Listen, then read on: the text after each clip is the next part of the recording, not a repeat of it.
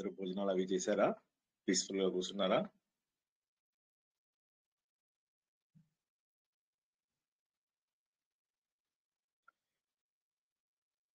ఎవరు మాట్లాడటం లేదంటే ఇవాళ ప్రవచనానికి ముందే నిద్రలోకి వెళ్ళిపోతున్నారు అన్నమాట.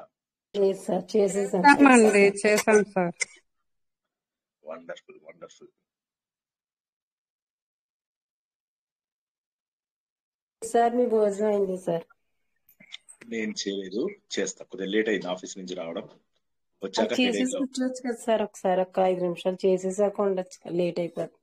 అట్లా ఇక పర్లేదు. ఇక మీ ఆరోగ్యం మాకు ముఖ్యం సార్. 10:10 చేస్తున్నారు, అప్పుడు ఎప్పుడు పని చేస్తారు? ప్రారంభించుకుందాం.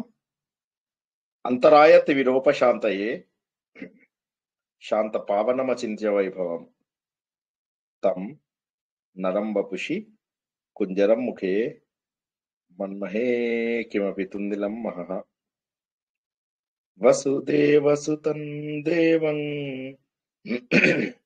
కంసచాణూరమర్దనం దేవకీ పరమానందం కృష్ణం వందే జగద్గురుం శ్రీకృష్ణో వందే జగద్గురుం జన్మీ జన్మభూమిశ్చ స్వర్గాదపి గరీయసి మాతృదేవో భవ. భగవద్బంధువులకు, ఆత్మస్వరూపులకు, సత్యాన్వేషులకు స్వాగతం సుస్వాగతం. జై శ్రీకృష్ణ సార్. పరమ పవిత్రమైనటువంటి మార్గశిర మాసంలో ఆత్మబోధ తెలుసుకుంటున్నాం. ఆత్మ ఏంటి, బోధ ఏంటి, ఎందుకు మనకు అవసరము? ఒకసారి ఆలోచించినట్లయితే జీవితంలో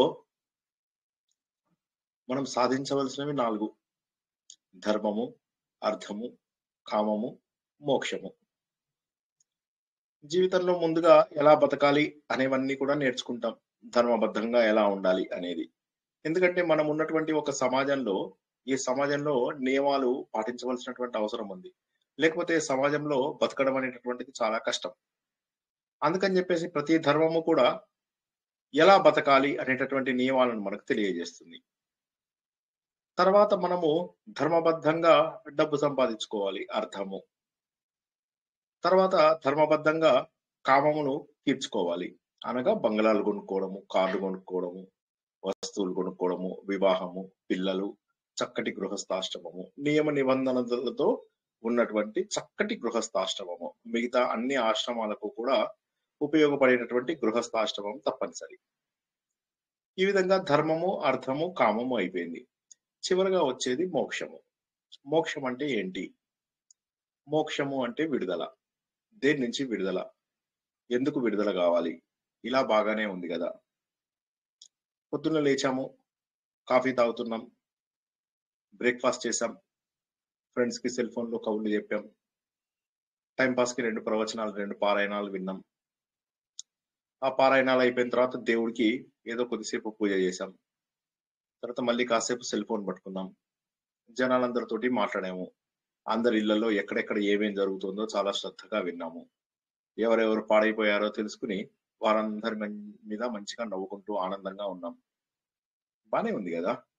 ఏమైంది జీవితంలో? ఎందుకు ఇంకా ఈ మోక్షం ఏమిటి? ఇదంతా కొత్తగా బాగుంది. ఎవడో ఫంక్షన్ కి పిలిచాడు, మరీ దగ్గర వాడేం కాదు, ఎవడో దూరం వాడు. వెళ్తున్నాం, అక్కడికి వెళ్తున్నాం, కష్టపడి వెళ్తున్నాం.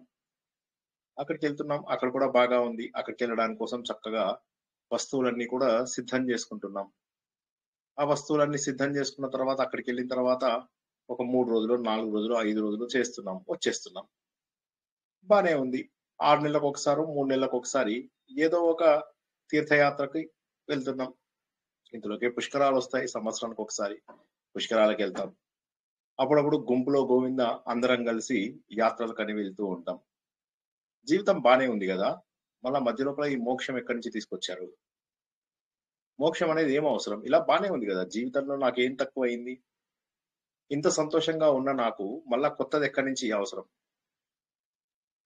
ఎందుకు? చాలా హ్యాపీగా ఉన్నాం. మనవాళ్ళు ఉన్నారు, మనవరాళ్ళు ఉన్నారు, అందరూ కూడా దగ్గరికి వస్తారు, మెడ చుట్టూ చేతులేస్తారు, ఆనందంగా నవ్వుతారు. ఇక నాకెందుకు ఇవన్నీ అవసరమా అనుకుంటాం. చివరికి చక్కగా మనము శరీరాన్ని వదిలే వరకు కూడా అందరూ ప్రేమిస్తారు. ప్రేమించిన తర్వాత వారందరితోటి ఉంటాము. తర్వాత వదిలేయాల్సిన సమయం వచ్చినప్పుడు వదిలేస్తాము. మరి అలాంటప్పుడు మనకి ఏం అవసరము? శరీరంతోని బంధం ఉంటే తప్పేముంది? బానే ఉంది గదా! ఇలాగా. ఏమి ఇబ్బందుంది మనకు? చక్కగా ఉంది. మళ్ళీ కొత్తగా మోక్షం ఏంటి? ఏదో పారాయణాలు నేర్చుకోమన్నారు. నేర్చుకుంటున్నాం. ఏదో దేవుడికి పూజ చేయమన్నారు. చేస్తున్నాం.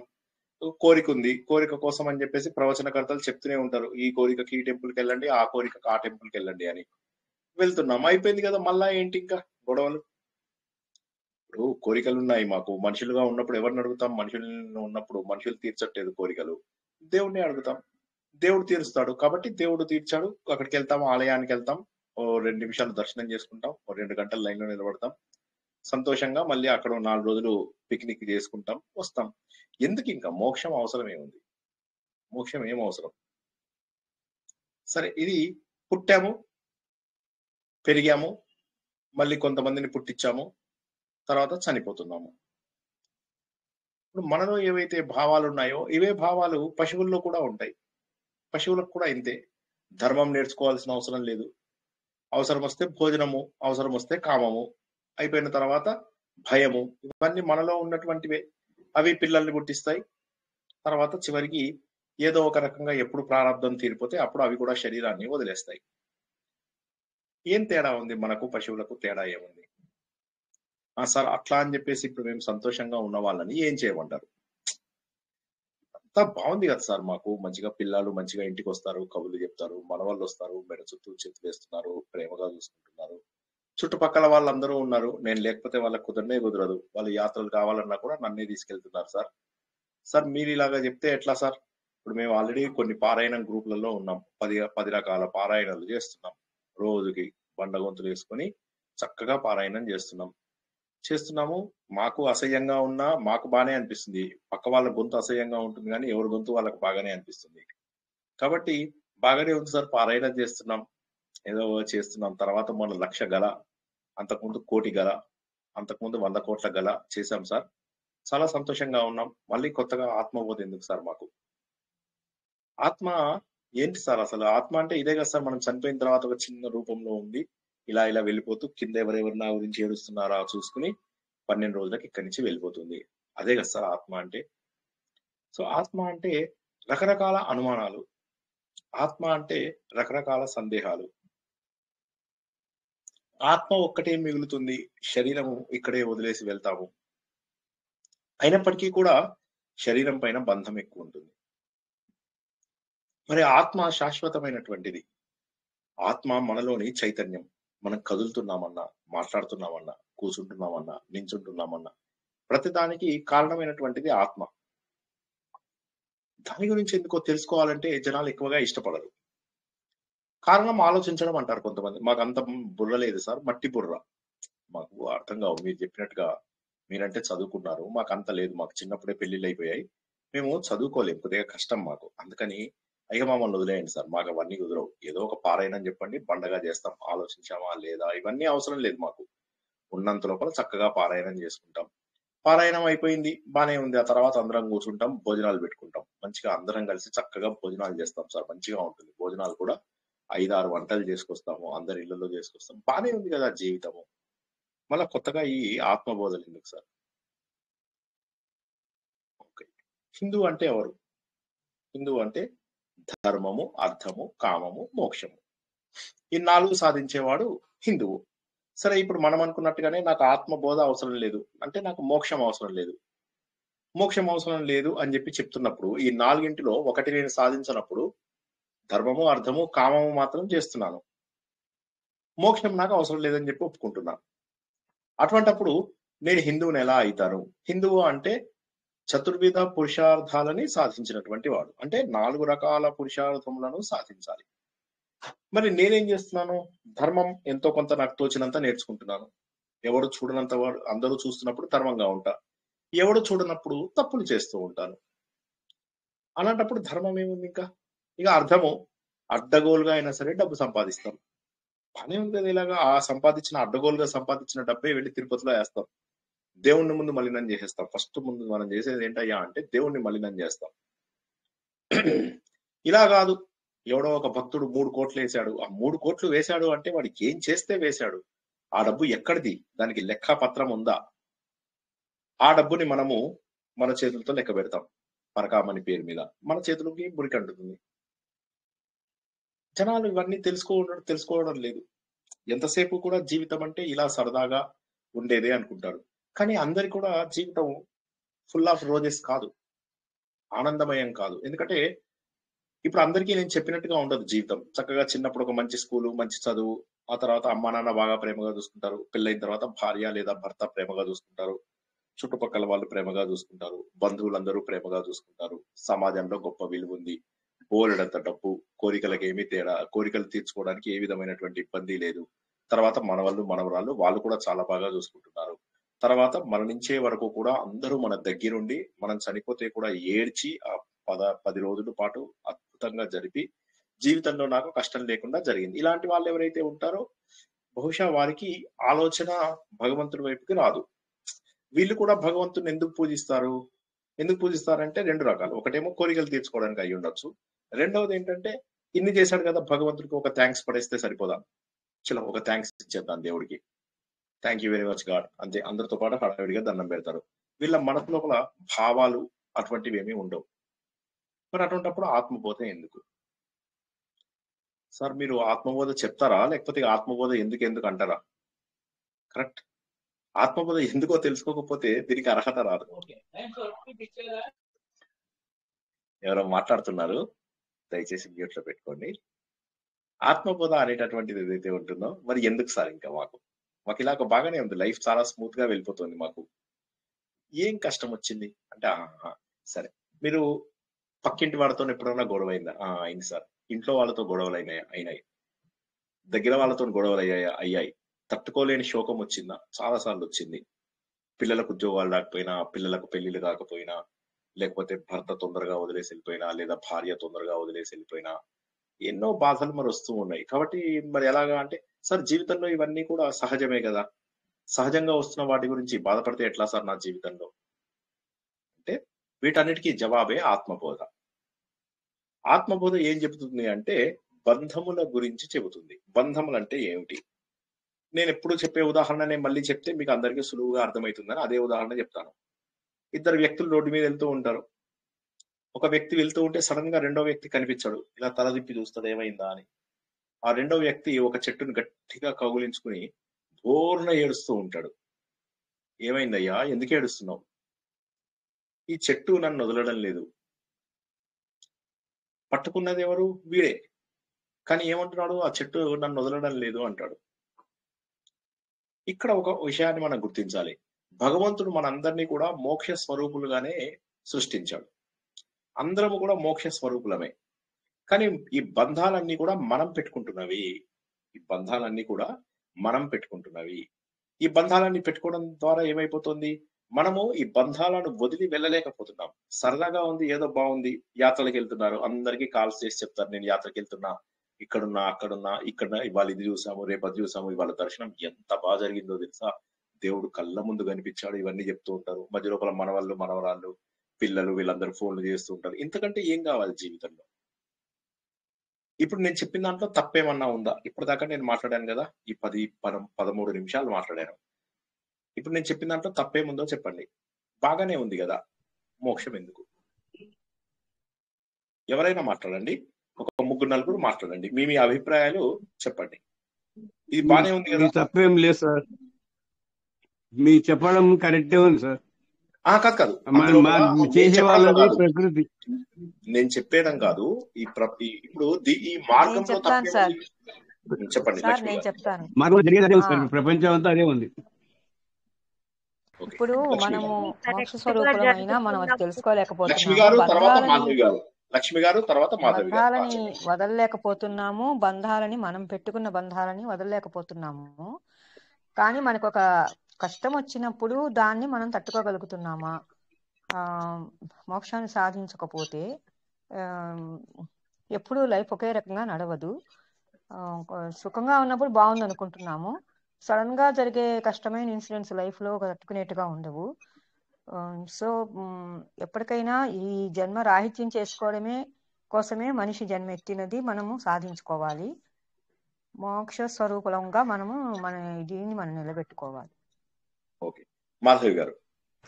అన్నీ సరిగ్గా జరుగుతున్నప్పుడు ఎవరికి దాని మీద ఆలోచన రాదు సార్. తట్టుకోలేని కష్టాలు అవి వచ్చినప్పుడు స్వామి ఎందుకురా ఈ బతుకు, దీని నుండి గట్టెక్కిచ్చు స్వామి అని అప్పుడు దాని మీద ఆ వైపుకు వెళ్తున్నాం సార్. ఓకే, అంటే ఆ వైపు ఫణికుమారి గారు చెప్పండి. సార్ ఇది ఈ జన్మకి బానే ఉంది అని అనుకుంటున్నాం గాని ఇట్లా మనం కొన్ని వందల జన్మలు అనుభవించాము, ఇంకా మళ్ళీ అదే అనుభవించాల్సి వస్తుంది. దానికి ఒక ఫుల్ స్టాప్ పెట్టాలి అనుకుంటే మనం మోక్ష మార్గాన్ని ఎంచుకోవాలి. అది మనము ఈ ఆత్మబోధ ద్వారా తెలుసుకోగలుగుతామేమో అనేసి నేను అనుకుంటున్నాను సార్. చేసి వెరీ గుడ్. ఇంకెవరైనా? బాగుందండి మీరు అంటే చెప్పి సార్ సునంద. ఇంతకు మించి ఆలోచించరు సార్ ఎవరు కూడా. మీరు అన్నట్టు ఈ పారాయణాలు ఇవే లైఫ్ అనుకుంటారు సార్, వ్రతాలు పూజలు ఇవే అనుకుంటున్నారు. కానీ ఇంతకు మించి ఉన్నది అన్నది అంటే అది పూర్వజన్మ సుకృతం ఉంటేనే ఈ ఇంకొకటి ఉన్నది అన్నది తెలుస్తుంది అనుకుంటున్నాను సార్. ఇప్పుడు మీ ప్రవచనానికి మేము వచ్చామంటే కూడా ఇవి కాదు మెయిన్, పారాయణాలు కానీ వ్రతాలు కానీ పూజలు కానీ కాదు, ఇంతకు మించి ఉన్నది అని అర్థం చెప్పలేకపోతున్నాం సార్. కానీ అర్థమైందమ్మా, అర్థమైంది. మృదుల గారు చెప్పండి. కోటి జన్మలు ఎత్తాలన్న విషయం తెలుసుకోలేకపోతున్నాం సార్, అంతే సార్. ఇప్పుడు కానీ ఇలా బాగానే ఉంది కదా. ఇప్పుడు ఇలా బాగాలేదంటారా మృదుల గారు? ఇలా బాగాలేదా చెప్పండి. ఇప్పుడు మీ జీవితం బాగాలేదా? మీకు ఎందుకు కావాలి ఆత్మస్వరూపం? ఎందుకు కావాలి మీకు? ఇలా బాగాలేదంటారా జీవితం? మోక్షం కావాలి కదా సార్, మరి జన్మ వద్దు కదా సార్, అందుకే కావాలి సార్. ఆత్మస్వరూపం పరమాత్మలో లీనం అవ్వాలి కదా సార్. ఎందుకు లీనం అవ్వాలి? ఇలా బాగాలేదా? ఇది ఇలాగే ఉండదు కదా సార్, ఇది ఇలాగే ఉండదు కాబట్టి ఏ రోజు ఎలా ఉంటామో తెలియదు కాబట్టి. తర్వాత పీరెడ్డి గారు, రాధిక, తర్వాత భాగ్యలత గారు, తర్వాత ధర్మలత గారు. ఇప్పుడు మీరు చెప్పిన ఏవి కూడా శాశ్వతం కాదు కదా సార్. అవి బంధాలు అనేవి ఎప్పటికీ ఉండవు. అవి ఎన్ని జన్మలు ఎత్తినా అవి ఎప్పుడు ఇది అవ్వాల్సిందే కదా. మనకు కావాల్సింది శాశ్వతమైనటువంటి ఇది కదా. అందుకని కంపల్సరీగా మనం ఆ సాధన అనేది చేయాలి. ఓకే, భాగ్యలత. మానవుడి పరమావధి ఈ భూమి మీద వచ్చినందుకు పరమావధి భగవంతునిలో లీనం అవ్వడం, మోక్షం. దాన్ని సాధించుకోవాల. అది సాధించుకోవాలంటే కొన్ని మార్గాలు ఉంటాయి. మనము మీరు చెప్పిందే కరెక్ట్ అనుకుంటున్నారు సార్. మీరు చెప్పింది కరెక్టే సార్. ఇదే కరెక్ట్, ఇదే బాగుంది, ఇలాగే వెళ్ళాలి అనుకుంటున్నారు సార్.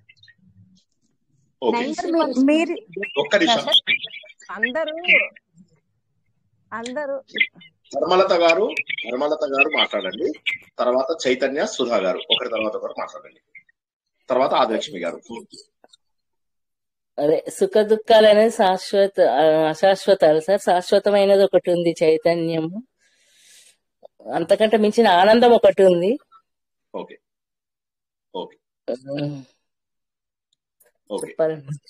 పర్వాలేదు, అర్థమైంది, బాగానే చెప్పారు. సుధామోహన్ గారు, తర్వాత చైతన్య. జయ కృష్ణ సార్. సార్ మనకి మానవ జన్మ చాలా దుర్లభంగా దొరుకుతుంది. ఎన్నో పుణ్యాలు ఎన్నో ఇది చేసుకుంటే తప్ప మానవ జన్మ దొరకదు. మానవ జన్మ దొరికిందంటే దేని గురించి? మనం ఏదో సాధించడం గురించనే మనకి ఇది ఇస్తాడు. అది అంటే మిగతా జీవులు ఏదైతే సాధించలేవో అది మనం సాధించగలం మానవ జన్మ ద్వారా. దాన్ని మనం దీనికి లిమిట్ చేసేసుకుంటే ఈ రెగ్యులర్ రొటీన్ వాటిల్లోని ఇంకా ముందుకు మనం ఎలాగెలగలుగుతాము?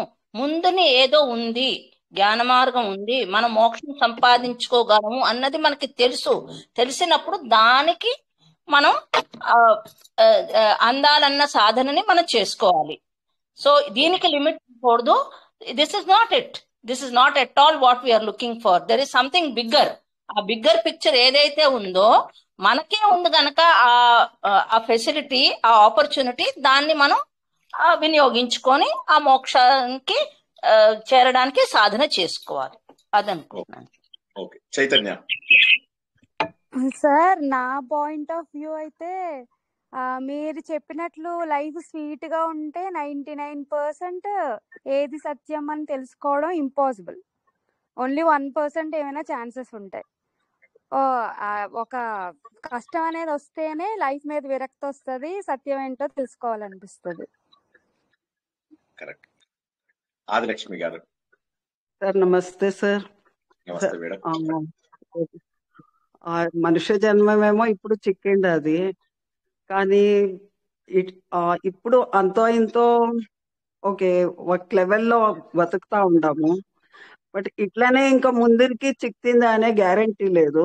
అసలు మనుషులుగా పుడతామా, ఇక్కడనే పుడతామా, ఎక్కడ పుడతాము, ಯಾವ లెవెల్లో ఉంటాము తెలియదు సార్. సో ఎలా అంటే ప్రారంభం మోసుకొని వచ్చిండాము, తీర్పుకొని పోతాము. ఈ ప్రారంభము ఇప్పుడు అనుభవించేప్పుడు తెలుస్తుంది ఇంకా ఎంత ఘోరం ఉంటుందో ముందరికి అనేసి.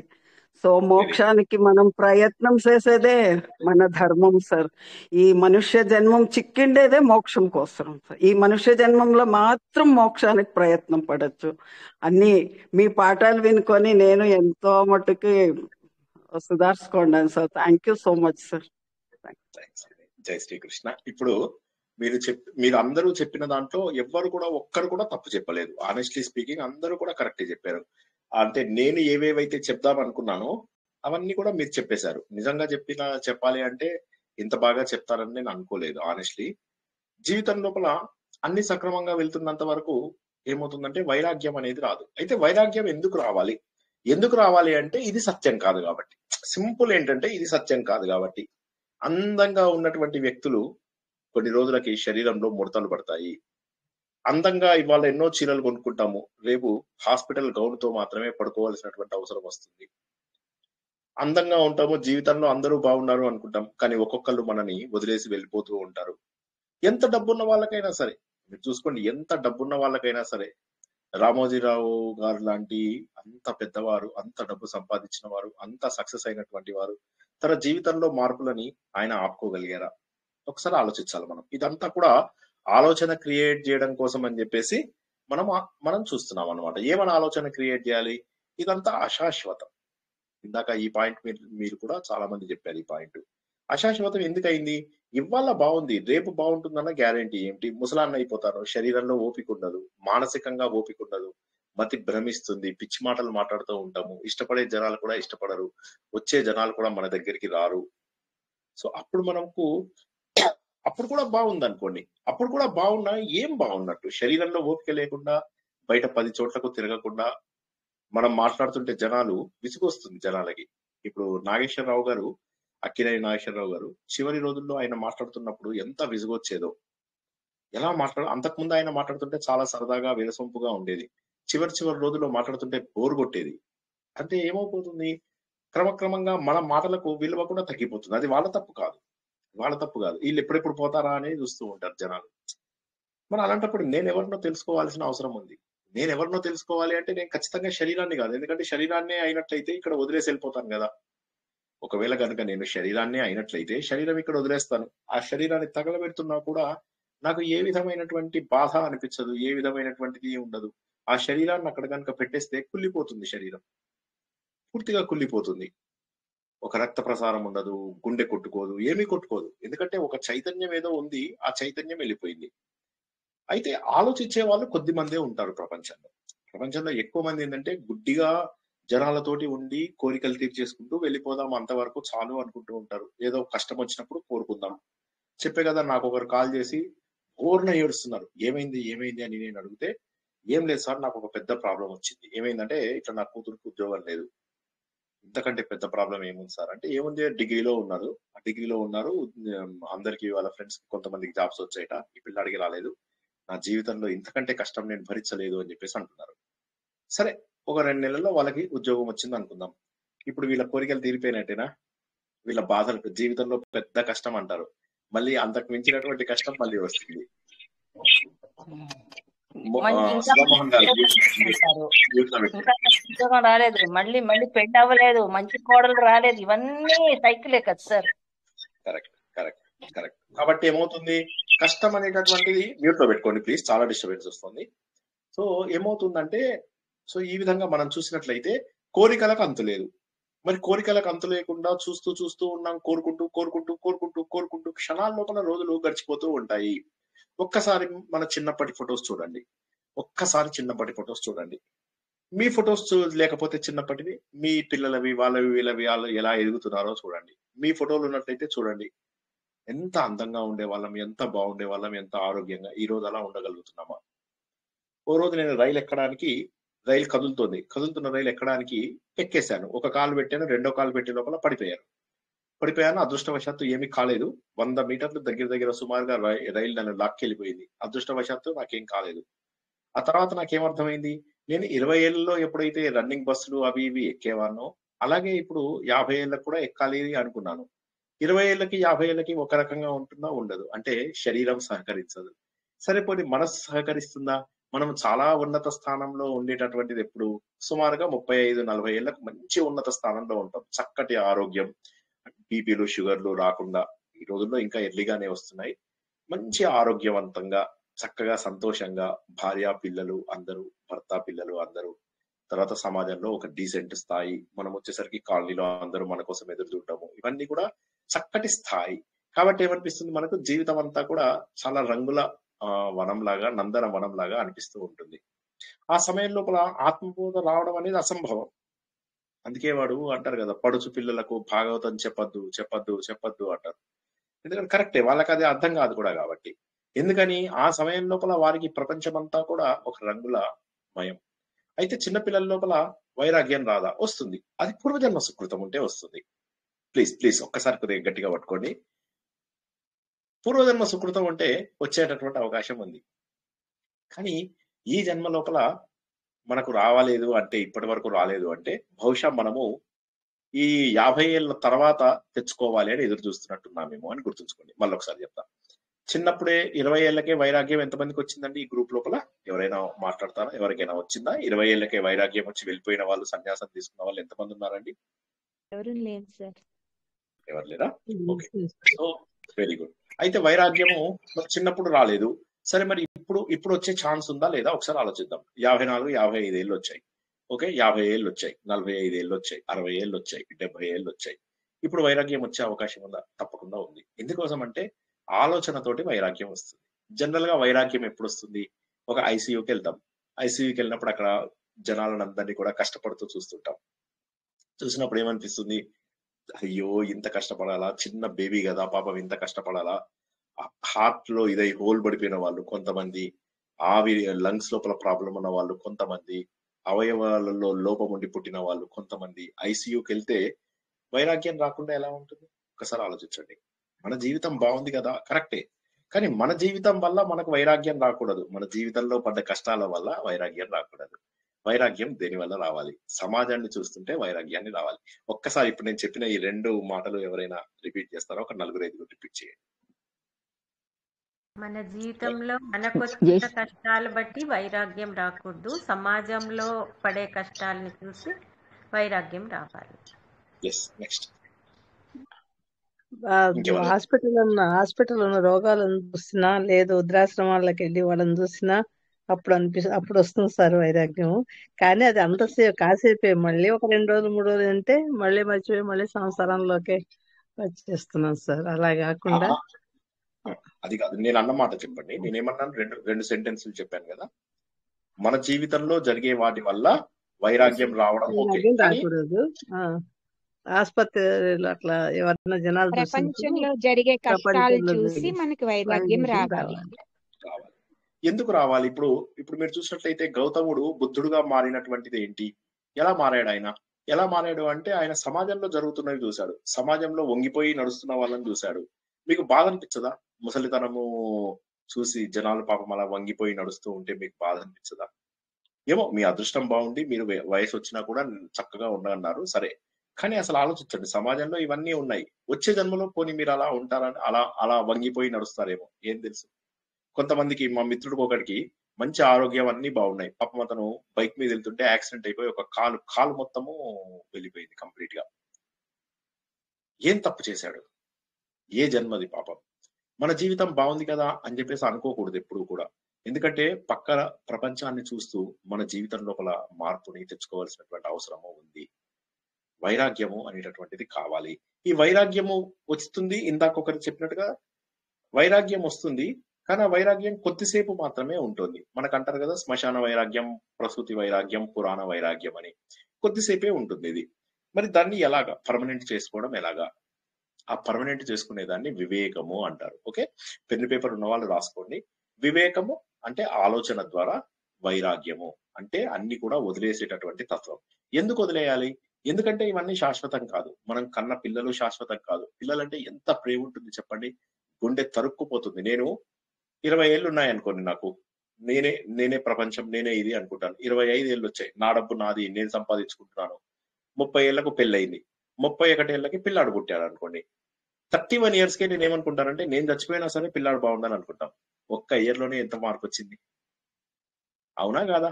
ఇది ఇక్కడ ఉన్న వాళ్ళందరూ ఒప్పుకుంటారా లేదా చెప్పండి? నాకేమన్నా అయినా సరే నా పిల్లలు బాగుండాలని అనుకుంటారు. Yes or no? Yes sir. Yes sir. So కాబట్టి ఏంటంటే, మనకేమైనా సరే అని చెప్పేసి ఎప్పుడైతే అనుకుంటున్నామో అదే వైరాగ్యం. ఎందుకంటే ఈ ప్రపంచం లోపల మనకు బంధాలు మనని ఏ స్థాయికి తీసుకెళ్తాయి అంటే, అప్పటి వరకు మనం సంపాదించుకున్న డబ్బు. కొద్దిగా వైరాగ్యం అనేది అర్థం చేసుకోండి అందరూ. ఆత్మబోధ క్లుప్తంగా ఒక్క మాట చెప్తాను, గుర్తుంచుకోండి. ఆత్మబోధని మా తత్వ విధానంద గారు ఏమంటారు తెలుసా? పంచదార గుళికలు అంటారు. మీ అందరికీ కూడా నేను 1 కోటి సార్లు చెప్పాను, నా జీవితంలో నిజంగా నాకు మార్పు రావడానికి మరీ చిన్నతనంలో మార్పు వచ్చేసింది కదా, 37 years కే మార్పు వచ్చింది. ఆ తర్వాత సరైన దారిలో వెళ్తున్నాను లేదో తెలియదు. ఆ సమయంలో కేనోపనిషత్తు, ఆత్మబోధ, ఈ రెండు కూడా నా లోపల ఎంత ఆలోచనని సృష్టింపజేశాయో నేను మీకు చెప్పలేను. పంచదార ఇట్లా నోట్లో వేసుకుంటున్నట్టే, సార్ మాకు షుగర్ ఉంది సార్, సరిపోని మా తత్వ విధానంద గారు చెప్తారు, షుగర్ ఉన్న వాళ్ళు ద్రాక్ష పళ్ళు తినండి అని చెప్పి. అలాగా ఇవన్నీ ద్రాక్ష పళ్ళు ఎంత సులభంగా ఉంటాయంటే, మనం ఇప్పటి వరకు మనము నిర్వాణ దశకం పూర్తి చేసుకున్నాం, అవునా? ఉపదేశ సారం పూర్తి చేసుకున్నాం, కపిల గీత పూర్తి చేసుకున్నాం, ఇంత కష్టమైనవన్నీ పూర్తి చేసుకున్నాం. ఇది అంత కష్టంగా ఉండదు, ఇది చాలా సింపుల్ గా ఉంటుంది. ప్రతి దానికి ఒక ఎగ్జాంపుల్ ఉంటుంది. ప్రతి శ్లోకంలో 68 శ్లోకాలు ఉంటాయి. ప్రతి శ్లోకంలో ఒక ఎగ్జాంపుల్. తత్వం అర్థం కాకపోతే ఎగ్జాంపుల్ చూస్తే అర్థమైపోతుంది. ఇంత సులభంగా. కృష్ణ సార్, మీరు ఇప్పుడు ఒక సెంటెన్స్ చెప్పారు సార్, నేను ఫాలో అవ్వలేకపోయాను. రాసుకోమన్నారు, అది నేను ఫాలో అవ్వలేకపోయాను. ఏం పంచదార గుళికలు. తత్వ విధానంద గారు చెప్పిన మాట పంచదార తిన్నట్లు ఆత్మబోధ. వైరాగ్యం గురించి, ఆలోచన ద్వారా వచ్చే వైరాగ్యము వివేకం. వివేకం గురించి చెప్పారు సార్. వివేకము, వైరాగ్యం. ఆలోచన ద్వారా అంటే ఆలోచన, వివేకం అంటే ఆలోచన, వైరాగ్యం అంటే వదలగలిగేటటువంటి తత్వము. Okay, detachment. వివేకం అంటే థాట్ ప్రాసెస్. ఓకేనా? సో ఒకసారి మళ్ళీ బ్యాక్ వచ్చేద్దాం. మళ్ళీ మనం ఎక్కడ ఉన్నాం ఇప్పుడు? సో ఏం చెప్తున్నా నేను, ఏం చెప్పానండి లాస్ట్? ఏం చెప్పాను? 65 శ్లోకాలు ఉంటాయి, అన్నింటికి ఉదాహరణలు ఉంటాయి. అవన్నీ కూడా ఉపమానాలతోటి మనకు చెప్తారు. ఎంత సింపుల్ గా అర్థమవుతుందంటే, ఎవరెవరైతే ఉపదేశ సారం అటెండ్ అయ్యారో, ఎవరెవరైతే నిర్వాణ దశకం అటెండ్ అయ్యారో వాళ్ళకి ఇది చాలా సులభంగా అర్థమవుతుంది. ఎందుకు అర్థమవుతుంది అంటే, కష్టమైనవన్నీ అప్పుడు నేర్చేసుకున్నాం. నిజంగా చెప్పాలంటే ఉపదేశ సారము నిర్వాణ దశకం మొత్తము ఉపదేశ సారంలో చివరి 10 శ్లోకాలు, ఇది ఎక్స్ట్రీమ్లీ టఫ్. అవి నేర్చుకున్న వాళ్ళకి ఈ తర్వాత విషయాలు చాలా సులభంగా అర్థమవుతాయి. ఎలా అర్థమవుతాయి అంటే, జీవితం లోపల ఒక స్థాయి లేని వాళ్ళు ఎవరు కూడా ఆత్మబోధ దగ్గరికి రారు. ఒక స్థాయి వచ్చిన వాళ్ళే వస్తారు. ఎందుకంటే జనరల్ గా కూడా జనాలు ఏంటంటే, ఏదో హడావిడిగా ఒక పారాయణం చేసేద్దాం, అందరితో గుంపుగా దబదబా చీరలు కట్టుకొని లేదా మంచి ధోతులు కట్టుకొని వెళ్ళేసేసి దబదబా పారాయణ చేసేద్దాము, ఫోటోలు దిగుదాము అందరితో పాటు, ఫ్రెండ్స్ కు చూపించుకుంటాం. ఇంతవరకు ఆగిపోతుంది వాళ్ళ పరిణతి. లేదా ఒక ఆలయంకి వెళ్ళి అక్కడ ఒక హడావిడిగా ఒక 10 నిమిషాలు దర్శనం చేసుకుని వచ్చేయడంతో వాళ్ళ పరిణతి అక్కడికి ఆగిపోతుంది. కానీ అది దాటి వచ్చారు ఎవరైనా అంటే, అది మామూలు విషయం కాదు, చాలా గొప్ప విషయం. ఇప్పుడు మనము ప్రతిరోజు కూడా భగవంతుడి యొక్క తత్వాన్ని ఏదో ఒక రూపంలో తెలుసుకుంటున్నాం. భగవంతుడు అంటే ఎవరు అంటే, మనలోనే ఉన్నటువంటి ఆత్మస్వరూపుడు అన్న విషయాన్ని అన్ని రూపాలలో తెలుసుకుంటున్నాం. రేపటి నుంచి మనకు ఆదిత్య హృదయం ప్రారంభమవుతుంది. అత్యద్భుతమైనటువంటిది ఆదిత్య హృదయము. పరబ్రహ్మని సూర్యుడి రూపంలో చూడగలిగేటటువంటి 31 శ్లోకాలు. సో మీరు ఎంత ఎంజాయ్ చేస్తారో చూడండి. మనం అన్ని కూడా ఒక అద్భుతమైన సీక్వెన్స్ లో వెళ్తున్నాయి. కావలసినటువంటి వైరాగ్యాన్నేమో భజగోవిందం ద్వారా తెచ్చుకున్నాము. కావలసినటువంటి వివేకము ఏమో మనము నిర్వాణ దశకం ద్వారా తెచ్చుకున్నాం. మళ్ళొకసారి చెప్తాను వినండి. వివేకము వైరాగ్యము అని 2 పదాలు రాసుకోమని చెప్పారు అందరినీ. వివేకం అంటే ఏంటి? ఆలోచన. ఆలోచన దేని నుంచి వచ్చింది? నిర్వాణ దశకం ఉపదేశ సారం నుంచి వచ్చింది మనకు. మరి వైరాగ్యం దేని నుంచి వచ్చింది? భజగోవిందం నుంచి వైరాగ్యం వచ్చింది. ఎందుకు? భజగోవిందంలో ఏం చెప్తారంటే, బాబు నువ్వు నీ సుఖాలు నీ డబ్బు శాశ్వతం అనుకుంటున్నావు. నీ సుఖము నీ డబ్బు శాశ్వతం కాదు. ఇవన్నీ ఇక్కడే వదిలేసి వెళ్ళిపోవాలి. నువ్వు ముసలివాడిగా ఉంటే నీ శరీరం పడిపోతే నీ భార్య కూడా నిన్ను చూసి భార్య బిభ్యతి తస్మిన్ నీ భార్య కూడా నీ శరీరాన్ని చూసి భయపడి పారిపోతుందయ్యా అని చెప్పేసి తెలుసుకున్నాము. కాబట్టి వివేకము వైరాగ్యము రెండింటికి సంబంధించినవి తెలుసుకున్నామా లేదా చెప్పండి ఫస్ట్ నాకు. Yes or no? Yes sir, చాలా బాగుంది సార్. ఆ రెండింటితోటి వచ్చేదే ఆత్మబోధ. ఓకేనా? సో మీకు ఆల్రెడీ ప్రీ రిక్విజైట్స్ అంటారు, అంటే మొదటి మెట్లు. ఈ దారిలో రావడం మళ్ళీ ఒకసారి చెప్తున్నాను, ఇది మామూలు విషయం కాదు. ఇది మామూలు విషయం కాదు, గుర్తుంచుకోండి. ఎందుకంటే మీరే మీ స్నేహితులలో వాళ్ళలో వీళ్ళలో చూడండి, ఎవరు కూడా ఈ దారిలోకి రావడానికి ఇష్టపడరు. దానికి కారణం ఏంటి? బంధములు. బంధములు వేటితోటి ఏర్పడతాయి? ఒకసారి బంధముల గురించి మళ్ళీ డిస్కస్ చేద్దాం. బంధములు అంటే మనను బంధింప చేసేవి. ఏవి బంధింప చేస్తాయి మనను? మన శరీరం మనకు బంధింప చేస్తుంది. శరీరం చిన్నప్పుడే పిల్లవాడు అక్కడి నుంచి ఏదన్నా తేలు వచ్చింది, పాము వచ్చింది, లేకపోతే పులి వచ్చింది, కుక్క వచ్చింది, ఏడుస్తూ ఉంటాడు, నా శరీరానికి ఏమన్నా అవుతుందేమో అని.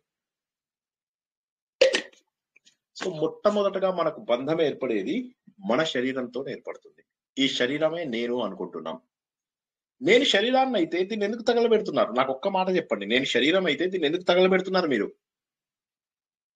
ఒక్క రోజు 24 గంటలు ఉంచగలరా? కుళ్ళిపోయి కంపు కొడుతుంది. ఐస్ బాక్సుల్లో పెట్టాలి.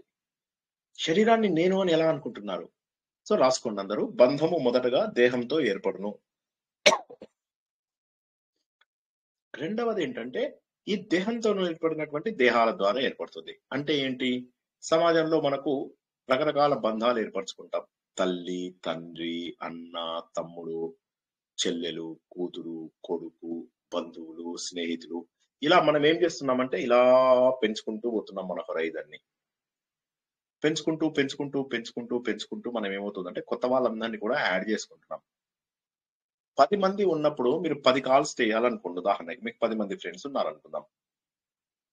ఫ్రెండ్స్, బంధువులు ఎవరైనా సరే 10 కాల్స్ చేయాలి. ఒక్కొక్కళ్ళతో మీరు 5 నిమిషాలు మాట్లాడినా రోజుకి ఎంతసేపు మాట్లాడాల్సిన అవసరం వస్తుందండి? 1 అవర్. ఇది మినిమం నేను చెప్తున్నది. మన వాళ్ళు చాలాసేపు మాట్లాడతారు. ఏం బదినే, ఎట్లున్నావు, వాడి కూతురు ఎవరితో పోయిందో తెలుసా నీకు అనుకుంటూ స్టార్ట్ అవుతారు. ఆ ఒక్క డిస్కషన్ 1 అవర్ దాటిపోతుంది తెలుసా. నువ్వేమంటున్నావు? వాడి కూతురు, ఆమె కూతురు పోయింది అనుకుంటున్నావా? ఆమె కూడా పోయింది అని మళ్ళీ స్టార్ట్ చేస్తారు. ఇదొక కథ. 2 కథలు ఇప్పుడు ఇక్కడ. మొదటిదేమో వాడి కూతురు ఎవరితో వెళ్ళిపోయిందో తెలుసుకోవడం. ఇప్పుడేమో ఆమె అంతకుముందు ఎవరితో. 2 కథలు వచ్చాయి, కొత్త కథలు 2 వచ్చాయి. ఎంత నీచంగా సమాజంలో మనం బిహేవ్ చేస్తున్నాం ఒకసారి ఆలోచించండి. ఈ గాసిప్స్ గాని, ఈ తప్పు మాటలు గాని, అందరి గురించి చెడుగా మాట్లాడుకోవడం గాని, వేరే వాళ్ళ గురించి నవ్వుకోవడం గాని, ఇవన్నీ మనము ఎంత సమయాన్ని వృధా చేస్తున్నాము. ఒక్క రోజైనా కూడా మనకు ఎవరైనా ఇవ్వగలరా? మా అమ్మగారు ఒక్క 2 నెలలు ఉంటే బాగుండు, శరీరాన్ని వదలకుండా ఉంటే బాగుండు, ఉత్తరాయణం అని ఎంత అనుకున్నాం మనం? ఎన్నిసార్లు అన్నా నేను ఆ మాట? ఒక్క 2 నెలలు నేను తేగలిగానా జీవితంలో? ఆలోచించండి. 2 నెలలు కూడా మనము తేలేకపోయాము అంటే జీవితం లోపల పోయిన అలా ఎన్ని నెలలు మనము వృధా చేశామో చూడండి. అందుకే నేను మీ అందరికీ చెప్తూ ఉంటాను, రోజు మొత్తము ఒక మంచి పని చేస్తూ ఉండండి. రోజు మొత్తము మనని మనము పవిత్రం చేసుకుంటూ ఉండాలి. అలా పవిత్రం చేసుకోవడమే ఈ మొట్టమొదటి శ్లోకం లోపల మనం గత వారం తెలుసుకున్నటువంటిది. మనను మనము పవిత్రం చేసుకుని ప్రశాంతంగా ఉన్నటువంటి వాళ్ళు, రాగద్వేషాలు లేని వాళ్ళు, అటువంటి వాళ్ళ కోసమే ఆత్మబోధ అని చెప్పేసి మొట్టమొదటి శ్లోకం మనం గత వారం తెలుసుకున్నాం. Yes or no? అందరి దగ్గర ఆత్మబోధ బుక్ ఉందా అండి? ఏదన్నా శ్లోకాలైనా కనీసం ఇంటర్నెట్ నుంచి డౌన్లోడ్ చేసుకున్నారా? హలో, ఉంది సార్. ఎవరైనా చిన్మయ పుస్తకం ఉంది. ఇంటర్నెట్ లోపల ఇంటర్నెట్ లో కూడా ఉంటుంది. పీడిఎఫ్ పీడిఎఫ్ ఏదైనా ఆత్మ ఉంటే, శ్లోకాలు ఏదైనా ఉంటే ఒకసారి అందరికి గ్రూప్ లో పెట్టండి. సో యూట్యూబ్ లో ఈ చాలా సింపుల్. గురించి మంచి మళ్ళీ పాట ఉంది చెప్తున్నా. సార్. ఆత్మ గురించి పాట అయినాను సార్ నిన్న మొన్న. పాట కాదు నేను అనేది, మీకు నేను క్లాస్ చెప్పేటప్పుడు మీకు ఈజీ అవుతుంది. అందరూ కూడా ఏంటంటే ఇంటర్నెట్ లో ఎవరైనా చూసిన వాళ్ళు ఆల్రెడీ శ్లోకాలు పెట్టండి. వివరణ ఉన్నా సరే, వివరణ లేకపోయినా సరే, శ్లోకాలు ఉన్నా చాలు. ఎలాగో వివరణ నేను చెప్తాను కాబట్టి శ్లోకాలు పెట్టుకోండి. ఓకేనా? సో ఇక్కడ ఏమంటున్నాడు, చక్కటి శ్లోకం. మొట్టమొదటి శ్లోకం లోపల బంధాలు ఎలా ఏర్పడతాయని మనం తెలుసుకున్నాము. ఒకటి దేహం ద్వారా, ఇంకోటి ఈ దేహం నుంచి ఏర్పడినటువంటి అనేక దేహాల ద్వారా ఏర్పడుతుంది. మూడవది ఏంటి, వస్తువులతోటి మనకు బంధం ఏర్పడుతుంది. వస్తువులతో అంటే ఒక కారు, ఒక బంగళా, ఒక బంగారం, ఒక ప్లాటు, ఒక ఫ్లాటు, ఇవన్నీ కూడా అంటే వస్తువులతో కూడా బంధం ఏర్పడుతుంది. అంటే మనకు బంధం ఎన్ని రకాలు, ఈ దేహం నేను అనుకోవడం ఒకటి, ఈ దేహంతో పరిచయమైనటువంటి పరిచయాలు, ఈ దేహంతో ఏర్పడినటువంటి మరిన్ని దేహాలు, ఇవన్నీ కూడా మనము శాశ్వతము అనుకుంటూ మన జీవితం లోపల కొత్తవన్నిటితోటి బంధం పెట్టుకున్నప్పుడు ఏమైతుందంటే ఎక్కువ సమయాన్ని కేటాయించాల్సి వస్తుంది. మీరు 10 మందితో ఉన్నప్పుడు 10 రకాల ఆలోచనలు మిమ్మల్ని తర్జన భర్జన చేస్తూ ఉంటాయి. అయితే ఈ 10 మంది కూడా మీలాంటి వాళ్ళే అయితే పర్వాలేదు. మళ్ళీ ఒకసారి దీన్ని అర్థం చేయిస్తాను, అర్థం చేసుకోండి. అర్థం కాకపోతే దయచేసి ఎక్కడ పడితే అక్కడ ఆపి పారేయండి, ఏం పర్వాలేదు. ఎందుకంటే ఇది ఉపోద్ఘాతం క్లాసే కాబట్టి, మొన్నటిది క్లాసు ఉపోద్ఘాతమే, ఇవాళ క్లాస్ కూడా ఉపోద్ఘాతమే. అన్ని అమృత గుళికలు, చక్కెర గుళికలు, ద్రాక్ష పళ్ళు. అసలు అర్థం కాకపోవడం అవుట్ ఆఫ్ క్వశ్చన్. ఎందుకంటే నేను చెప్పే కదా, మళ్ళీ ఒకసారి చెప్తున్నా, నాకు జీవితంలో నిజమైనటువంటి మార్పు తెచ్చినది కేనోపనిషత్తు, ఆత్మబోధ. కేనోపనిషత్తు తప్పకుండా ఆదిత్య హృదయం అయిన తర్వాత ప్రారంభించుకుందాము. సో వివేక చూడమని ఏమో ఇది కంప్లీట్ అయిన తర్వాత ఇందులో వివేక చూడమని నేర్చుకుందాము. సో ఇక్కడ ఏంటి మనము గుర్తించాల్సింది అంటే, ఈ అమృత గుళికలను అర్థం చేసుకునేటటువంటి శక్తి మనకు దేవుడిచ్చాడు. కానీ అంతకుముందు మనం బంధాలు దేంతో ఏర్పడుతున్నాయి. ఇన్ని బంధాలు ఉండడం ద్వారా మనం ఎంత డిస్టర్బ్ అవుతున్నాం. శరీరంతో బంధం, శరీరంతో ఏర్పడినటువంటి బంధాలు, వాళ్ళతో టైం స్పెండ్ చేస్తాము. అక్కడి నుంచి వస్తువులపైన బంధాలు. కొంతమంది ఏం చేస్తారంటే చివరి బంధము భగవంతుడితో పెట్టుకుంటారు.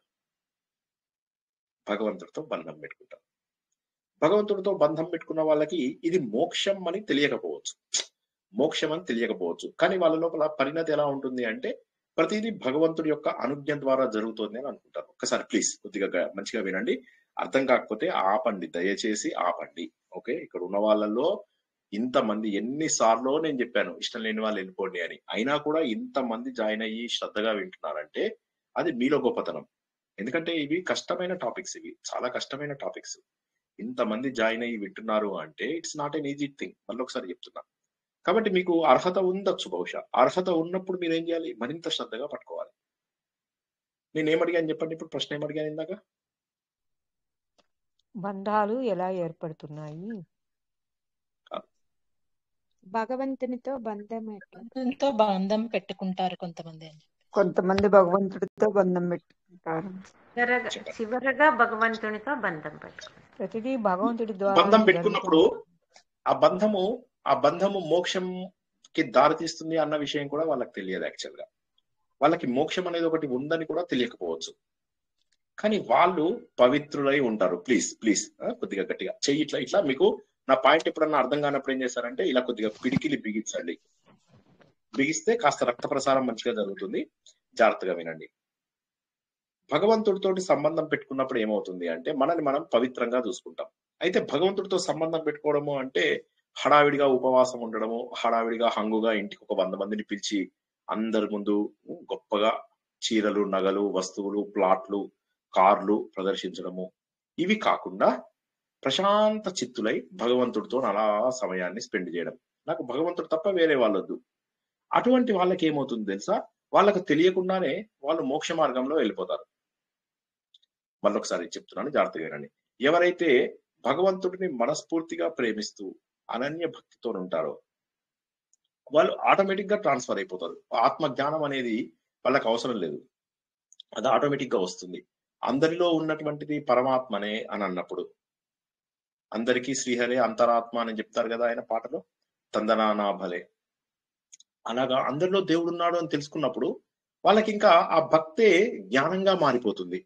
ఓకే, దీనికి మళ్ళీ ఒక చిన్న ఉదాహరణ చెప్తాను, జాగ్రత్తగా వినండి. 12వ అధ్యాయంలో మనము 35 35 లక్షణాలని భక్తుడు ఎలా ఉండాలో తెలుసుకున్నాం. భక్తుడు అందులోపల మనం చేసేటటువంటి హడావిడి పూజలు, హడావిడి హంగు, హడావిడి హార్బారము ఇవన్నీ లేవన్నమాట. ఈ రాజసిక పూజలు ఏమీ లేవు. సో ఈ సమయం లోపల ఏమైంది, మనం చాలా నిష్ఠగా చేస్తున్నాం భగవంతుడితో, అవి 35 లక్షణాలు డెవలప్ అవుతాయి. మళ్ళీ 13వ అధ్యాయంలో మొట్టమొదటిసారిగా దేవుడు జ్ఞానం గురించి చెప్పాడు. అంతకుముందు జ్ఞానం గురించి చెప్పాలా భగవంతుడు, కానీ 13వ అధ్యాయం రాగానే జ్ఞానం గురించి చెప్పాడు భగవంతుడు. ఈ రెండు కూడా దాదాపుగా ఒకే రకంగా ఉంటాయి. అంటే ఏంటంటే భక్తి అంటే మరేమీ కాదు, జ్ఞానంలోకి తీసుకెళ్లే దారే. కాబట్టి ఎవరైతే భక్తి మార్గంలో ఉంటారో వాళ్ళు పరిశుద్ధంగా ఉంటారు. అవతల వారు తిడుతున్నాడు అనుకో, జై శ్రీరామ్, జై శ్రీకృష్ణ, జై శ్రీమన్నారాయణ, శివాయ నమః, ఓం నమ శివాయ, తప్పైంది స్వామి, ఇలా అనుకుంటూ వెళ్ళిపోతుంటారు వాళ్ళు. అందువల్ల ఏమవుతుంది, వారు ఎవరిని ద్వేషించరు. ఎవరిని ఎప్పుడైతే ద్వేషించరో అద్వేష్ట సర్వభూతానాం మైత్ర కర్ణయేవచ. పిల్లల్ని కూడా వాళ్ళు పవిత్రంగా చూస్తూ ఉంటారు, అందులో కూడా భగవంతుడినే చూస్తూ ఉంటారు. సో వాళ్ళు ఏంటంటే ప్రతి చోట కూడా భగవంతుడిని చూసేసరికి ఏమైపోతుందంటే వారికి అందరిలో ఉన్నటువంటి పరమాత్మ ఆటోమేటిక్ గా అదే జ్ఞానము, ఆ జ్ఞానాన్ని వాళ్ళు భక్తి మార్గంలో తెలుసుకునేటటువంటి అవకాశము ఉన్నది. సో ఈ విధంగా బంధాలు ఎలా ఏర్పడతాయో తెలుసుకున్నాము. బంధాల నుంచి సులువైనటువంటి మార్గం ఏంటి అంటే భక్తి.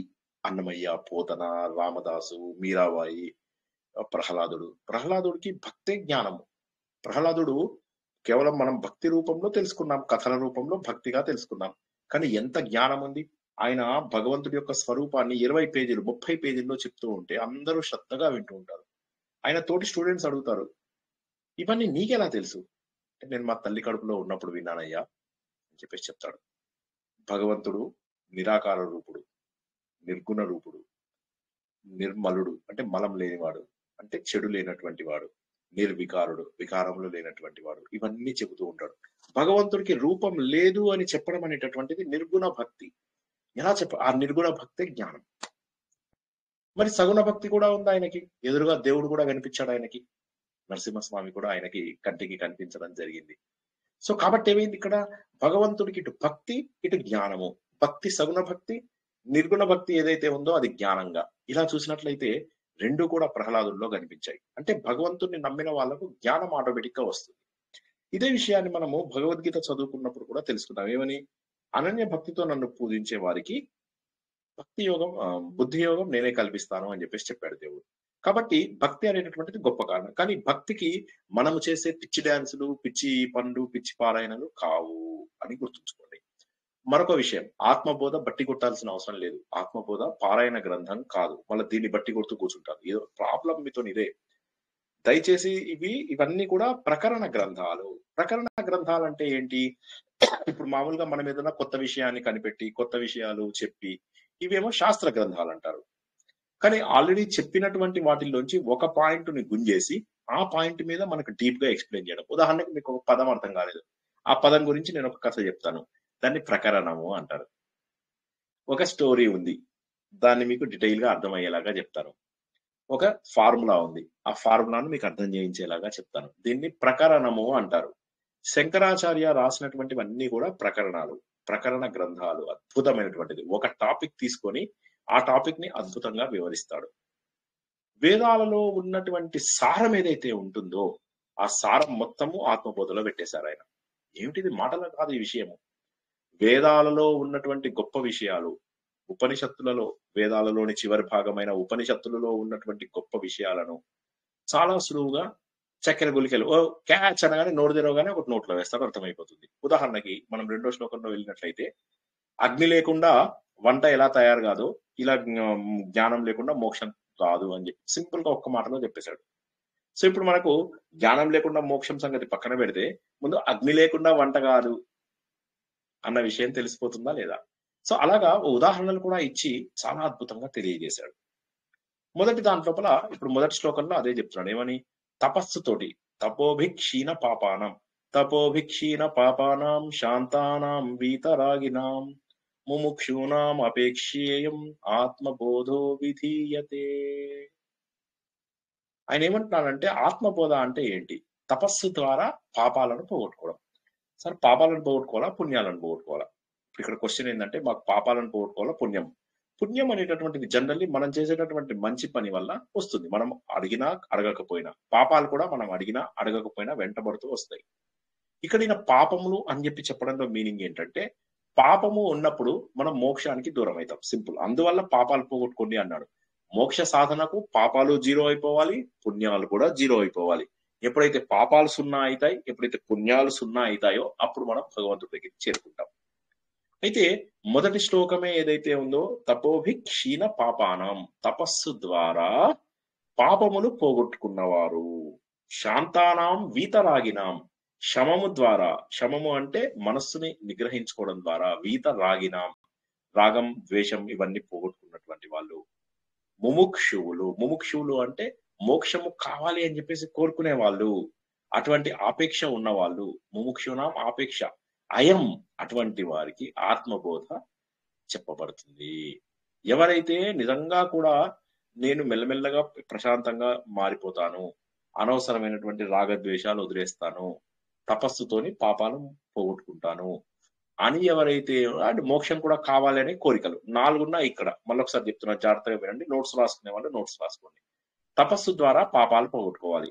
పాపాలు పోగొట్టుకోవాలి అంటే మీనింగ్ ఏంటంటే, పాపాలు పుణ్యాలు పోగొట్టుకోవాలా, పాపాలు పోగొట్టుకోవాలా అంటే ఇక్కడ పాపాలు పోగొట్టుకోవాలి. ఎందుకంటే పాపాలు మనని మోక్షం వైపుకు తీసుకెళ్ళనిపో. కాబట్టి పాపాలు ముందు పోగొట్టుకోండి అంటున్నాడు ఆయన. తపస్సు ద్వారా, తపస్సు అంటే ఏంటో తెలుసుకుందాం. తపస్సు ద్వారా ముందు పాపాలు పోగొట్టుకోవాలి. శాంతంగా ఉండాలి. రాగద్వేషాలు వదిలేస్తే శాంతిగా ఉంటాం. రాగము ద్వేషము అంటే ఒకరిని ప్రేమించడము వద్దు, ఒకరిని ద్వేషించడము వద్దు. పూర్తి స్థాయి మోహంలో దిగిపోతున్నాం మనం. రాగం అనేసరికి పిల్లలన్నా ఇదన్నా ఎలా అంటే, ప్రపంచమంతా నాశనం అయిపోయినా సరే నా పిల్లలు బాగుండాలి, ప్రపంచమంతా అల్లకల్లోలం అయిపోయినా సరే నా కుటుంబం బాగుండాలి, అందరూ నాశనం అయిపోయినా సరే నేను బాగుండాలి. ఇది తప్పు, ఇది రాగము. మామూలుగా పిల్లలంటే ప్రేమ ఉంటే తప్పు లేదు, ఎందుకంటే అది సహజం. అది మనం చచ్చేదాకా పోదు. అది గుర్తుంచుకోండి, అది చచ్చేదాకా పోదు. ఆ ప్రేమ ఎవరికి పోతుంది? హిరణ్యకశిపుడికి. హిరణ్యకశిపుడికి పోయింది. ఆ ప్రహ్లాదుడి మీద ఎంత కోపం వచ్చి పిల్లవాడిని ఏనుగులతో తొక్కిస్తాడు, కొండల మించి తోసేస్తాడు, నిప్పుల్లో పడేస్తాడు, ఇవన్నీ చేసినా కూడా కొడుకు మళ్ళీ నాన్న అనుకుంటూ వస్తే సంతోషపడిపోతూ ఉంటాడు. సో ఆ ప్రేమ పోవాలి అని నేను అనడం లేదు. కాకపోతే నేనేమంటున్నానంటే, దాన్ని విపరీతమైన మోహంలోకి దించకూడదు. ఎప్పుడైతే మనం మోహం పెంచుకుంటామో, రాత్రి పగలా ఏం చేస్తున్నావు, ఇప్పుడు వేరే ఊళ్ళలో ఉంటారు పిల్లలు, ఏం చేస్తున్నావు, కబుర్లు, 1 గంట సేపు కబుర్లు. ఇది ఏమైపోతుందంటే బంధం ఇంకా పెరిగిపోతూ ఉంటుంది. పోనీ పెరిగితే బాగుంటుందా? బాగుండదు. ఎందుకంటే దేవుడు వచ్చి కోసేస్తాడు, ఏదో ఒక రోజు దేవుడే కోసేస్తాడు. కాబట్టి దేవుడు కోసే లోపల మనమే మెల్లమెల్లగా నిర్లిప్తత అలవాటు చేసుకోవాలి. నేను ఈ సమాజాన్ని వదిలేసి వెళ్ళాలి అనేటటువంటిది అలవాటు చేసుకోవాలి. అందుకని రాగం. అదే విధంగా ద్వేషం వదిలేయమన్నాడు. ద్వేషాన్ని ఎందుకు వదిలేయమన్నాడు? రాగం అంటే ప్రేమను వదిలే, అంటే ఈ మోహాన్ని వదిలేయమన్నట్టు. ద్వేషం అంటే ద్వేషాన్ని వదిలేయకపోతే ఏమవుతుందంటే, ఇప్పుడు నేను ఎవరినో ద్వేషించాను అనుకోండి, ఎదురుగా ఉన్న వాళ్ళని ద్వేషించినప్పుడు ఏమవుతుంది, వాళ్ళ మీద ద్వేషాన్ని నేను 10 మందికి చెప్పాలని ప్రయత్నం చేస్తాను. నేను చెయ్యలేకపోవచ్చు కూడా చాలాసార్లు. అందువల్ల ఏమవుతుంది, నా మనసు పాడైపోతుంది. నా మనసులో ఎంతసేపు ఆ ద్వేషం నిండిపోయి ఎవరినైతే నేను అసహించుకుంటానో వాళ్ళని ఎక్కువ సార్లు జ్ఞాపకం ఉంచుకోవాల్సి వచ్చినటువంటి భావన వస్తుంది. ఇది కనీసం భక్తిలో ఉంటే నయం, ఉన్నంతలో భక్తిలో ఉంటే నయం. ఎందుకంటే భక్తి లోపల సఖ్య భక్తి అని, వైర భక్తి అని 2 రకాలు ఉంటాయి అన్నమాట. సఖ్య భక్తి అంటే భగవంతుడితో స్నేహం చేయడం ద్వారా వచ్చే భక్తిని సఖ్య భక్తి అంటారు. వైర భక్తి అంటే దేవుణ్ణి ద్వేషించడం ద్వారా దేవుణ్ణి నిరంతరం గుర్తుంచుకోవడం. హిరణ్యకశిపుడు కావచ్చు, హిరణ్యాక్షుడు కావచ్చు, శిశుపాలుడు కావచ్చు, దంతభక్తుడు కావచ్చు, వీరందరూ కూడా ద్వేషం ద్వారా దేవుణ్ణి, ఆ ద్వేషం ఉన్న ప్రేమ ఉన్న ముందు దేవుడి మీద వదిలేయండి. మీరు ఫస్ట్ మనుషులని ద్వేషం తెచ్చుకోకండి. మీకు ఎవరైనా నచ్చలేదనుకోండి, దూరం వెళ్ళిపోండి, అన్నిట్లలో బ్లాక్ చేయండి. ఎందుకంటే మనం బాగా పరిణతి వచ్చినప్పటికీ అంత కూడా చేయము. అలా వదులుతూ వాళ్ళు ఎదురుగా ఉన్నా మనకేం కాదు. కానీ కనీసం అంతవరకు, వీలైనంత వరకు దూరంగా ఉండడానికి ప్రయత్నం చేయండి.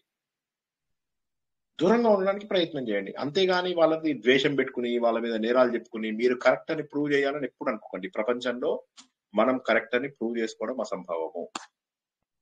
కాబట్టి కరెక్ట్ అని చెప్పుకోవడానికి ప్రూవ్ చేయకండి. అవతల వాళ్ళు చెడు మాట్లాడుతుంటే శ్రద్ధగా చెవులు రిక్కించి విన్నారంటే ఎంత ఘోర పాపాలు వస్తాయో తెలుసా? తెలిసి తెలియకుండా చిన్నగా కూర్చొని పాపాలు తెచ్చుకుంటున్నాం మనం. ఇక్కడ తపోవి క్షీణ పాపానాం అని ఈయనంటే మనం ఏం చేస్తున్నాము, కూర్చొని పాపాలు మనము గ్రహీనామని చెప్పేసి మనం అంటున్నాం. కూర్చొని మనం పాపాలు తెచ్చుకుంటున్నాం. ఏం లేదు, కూర్చొని కవులు చెప్పుకుని వీడేం చేశాడు, వాడేం చేశాడు, వాడి ఇంట్లో ఇదైంది, వీడి ఇంట్లో గొడవైంది, వాళ్ళ పాపాలన్నీ మనం నెత్తి మీద వేసుకుంటున్నాం, బుధం మీద ఇంకొన్ని తగిలించుకుంటున్నాం. అవసరం అయితే ఒకసారి ఆలోచించండి. అందువల్ల ఏమిటంటే ద్వేషం కూడా మంచిది కాదు మనకు. నచ్చకపోతే వదిలేయండి, కానీ వాళ్ళపైన ద్వేషం పెట్టుకుని వాళ్ళపైన 10 మందికి చెప్పి 10 మంది ఏమన్నారో మళ్ళీ వాళ్ళ ఫీడ్బ్యాక్ తీసుకొని వాడు నీ దగ్గర ఒక మాట చెప్తాడు, వాళ్ళ దగ్గర ఒక మాట చెప్తాడు. నీ దగ్గర నువ్వే కరెక్ట్ అంటాడు, వాళ్ళ దగ్గర వాళ్ళే కరెక్ట్ అంటాడు. దానివల్ల ఏమైంది, నీ పర్పస్ కూడా నాశనం అయిపోయింది. చెడపకురా చెడేవు అంటారు. 10 మందికి చెడు చేద్దాం అనుకుంటే ఏమవుతుంది, నీకే చెడు అవుతుంది. సో కాబట్టి ఎప్పుడు కూడా ద్వేషం వదిలేయాలి. సో శాంతానాం వీత రాగినం, వీత అంటే వదిలేయడం, రాగినం అంటే రాగము అంటే రాగద్వేషం లాంటివన్నీ కూడా, అవన్నీ కూడా వదిలేయాలి. నెక్స్ట్ ఏంటి, ముముక్షునాం అపేక్షోయం అంటే ముముక్షువు నేను మోక్షం సాధించాలి అని గట్టి నమ్మకం ఉండాలి. ఇప్పుడు ఇందాక అందుకే నేను ఫస్ట్ క్వశ్చన్ ఏమేసాను ఇవాళ, మోక్షం ఎందుకు అవసరము అని చెప్పి వాళ్ళ మనం మాట్లాడుకున్నది ఫస్ట్ క్వశ్చన్ అదే. ఎందుకు అనుకున్నాం, మోక్షం ఎందుకు కావాలనుకున్నాము? ఎందుకంటే ఓకే ఈ జన్మ బాగుంది, వచ్చే జన్మ ఎలా ఉంటుందో తెలియదు. ఓకే ఈ జన్మలో కూడా నేను కష్టాలను చూశాను, కష్టపడుతున్న వాళ్ళని చూశాను. ఒక్కసారి జాగ్రత్తగా వినండి, కష్టాలను చూశాను, కష్టపడుతున్న వాళ్ళని చూశాను. ఎప్పుడైతే కష్టాలను చూశానో కష్టపడుతున్న వాళ్ళని చూశానో అప్పటికైనా నాకు అర్థం కావాలి, ఓకే ఈ జన్మలో వాడు, వచ్చే జన్మలో నేను. నాకు కష్టం వచ్చేదాకానే నేను ఎదురు చూస్తూ కూర్చోవద్దు. యూదులని ఈయన జర్మన్లో చంపడం మొదలెట్టాడు హిట్లర్. చంపుతూ ఉంటే చాలా మంది ఊరుకున్నారు, మా ఇంటికి రాలేదులే ఇంకా మాకు బానే ఉందిలే అని చెప్పేసి ఊరుకున్నారు. చివరికి వాళ్ళ ఇంటి ముందుకు వచ్చేదాకా, ఇంటికి వచ్చాక అప్పుడు తెలిసింది వాళ్ళకి, అయ్యయ్యో ముందే మేము జాగ్రత్త పడి ఉండాల్సింది అని. అలాగా దొరికిన వాళ్ళని దొరికినట్టుగా చంపేశాడు. 40 లక్షల మందిని చంపేశారు యూదులను. 3-4 ఏళ్ల గ్యాప్ లోపల దారుణంగా చంపేశారు. ఏ దేశంలోకి వెళ్తే ఆ దేశం లోపల చంపేశారు. సో మన దాకా ప్రాబ్లం రాదు అని అనుకోవద్దు. అందుకే మనకు మోక్షం కావాలి. మోక్షం ఎందుకు కావాలి అంటే ప్రపంచంలో మనకు కనిపిస్తోంది కష్టాల ద్వారా జనాలు ఏం అనుభవిస్తున్నారు అని. సో కాబట్టి ఏంటి, కష్టాలకు సుఖాలకు అతీతమైనటువంటి స్థాయి నాకు కావాలి. అంటే కష్టం వచ్చినా సుఖం వచ్చినా ఇది ఒక స్వప్నం అనుకునేటటువంటి స్థాయి రావాలి. కళ లోపల నేను పడుకున్నాను, నన్ను పాములు ఎదురొస్తున్నాయి, తేళ్లు నా వెంట పడుతున్నాయి, బాబోయ్ అన్ని వెంట పడుతున్నాయి, ఏం చేయాలి ఏం చేయాలి ఏం చేయాలి, కొట్టుకుపోతున్నాను. కళ్ళు తెరిచాను, అయిపోయింది, మొత్తం ప్రాబ్లం సాల్వ్ అయిపోయింది. మోక్షం కూడా అంతే. ఈ కష్టాల నుంచి, ఈ సుఖాల నుంచి, వీటన్నిటి నుంచి, ఈ అశాశ్వతమైనటువంటి ఈ ప్రపంచం నుంచి మనల్ని దూరం చేస్తుందని మన హిందూ ధర్మం చెప్తుంది.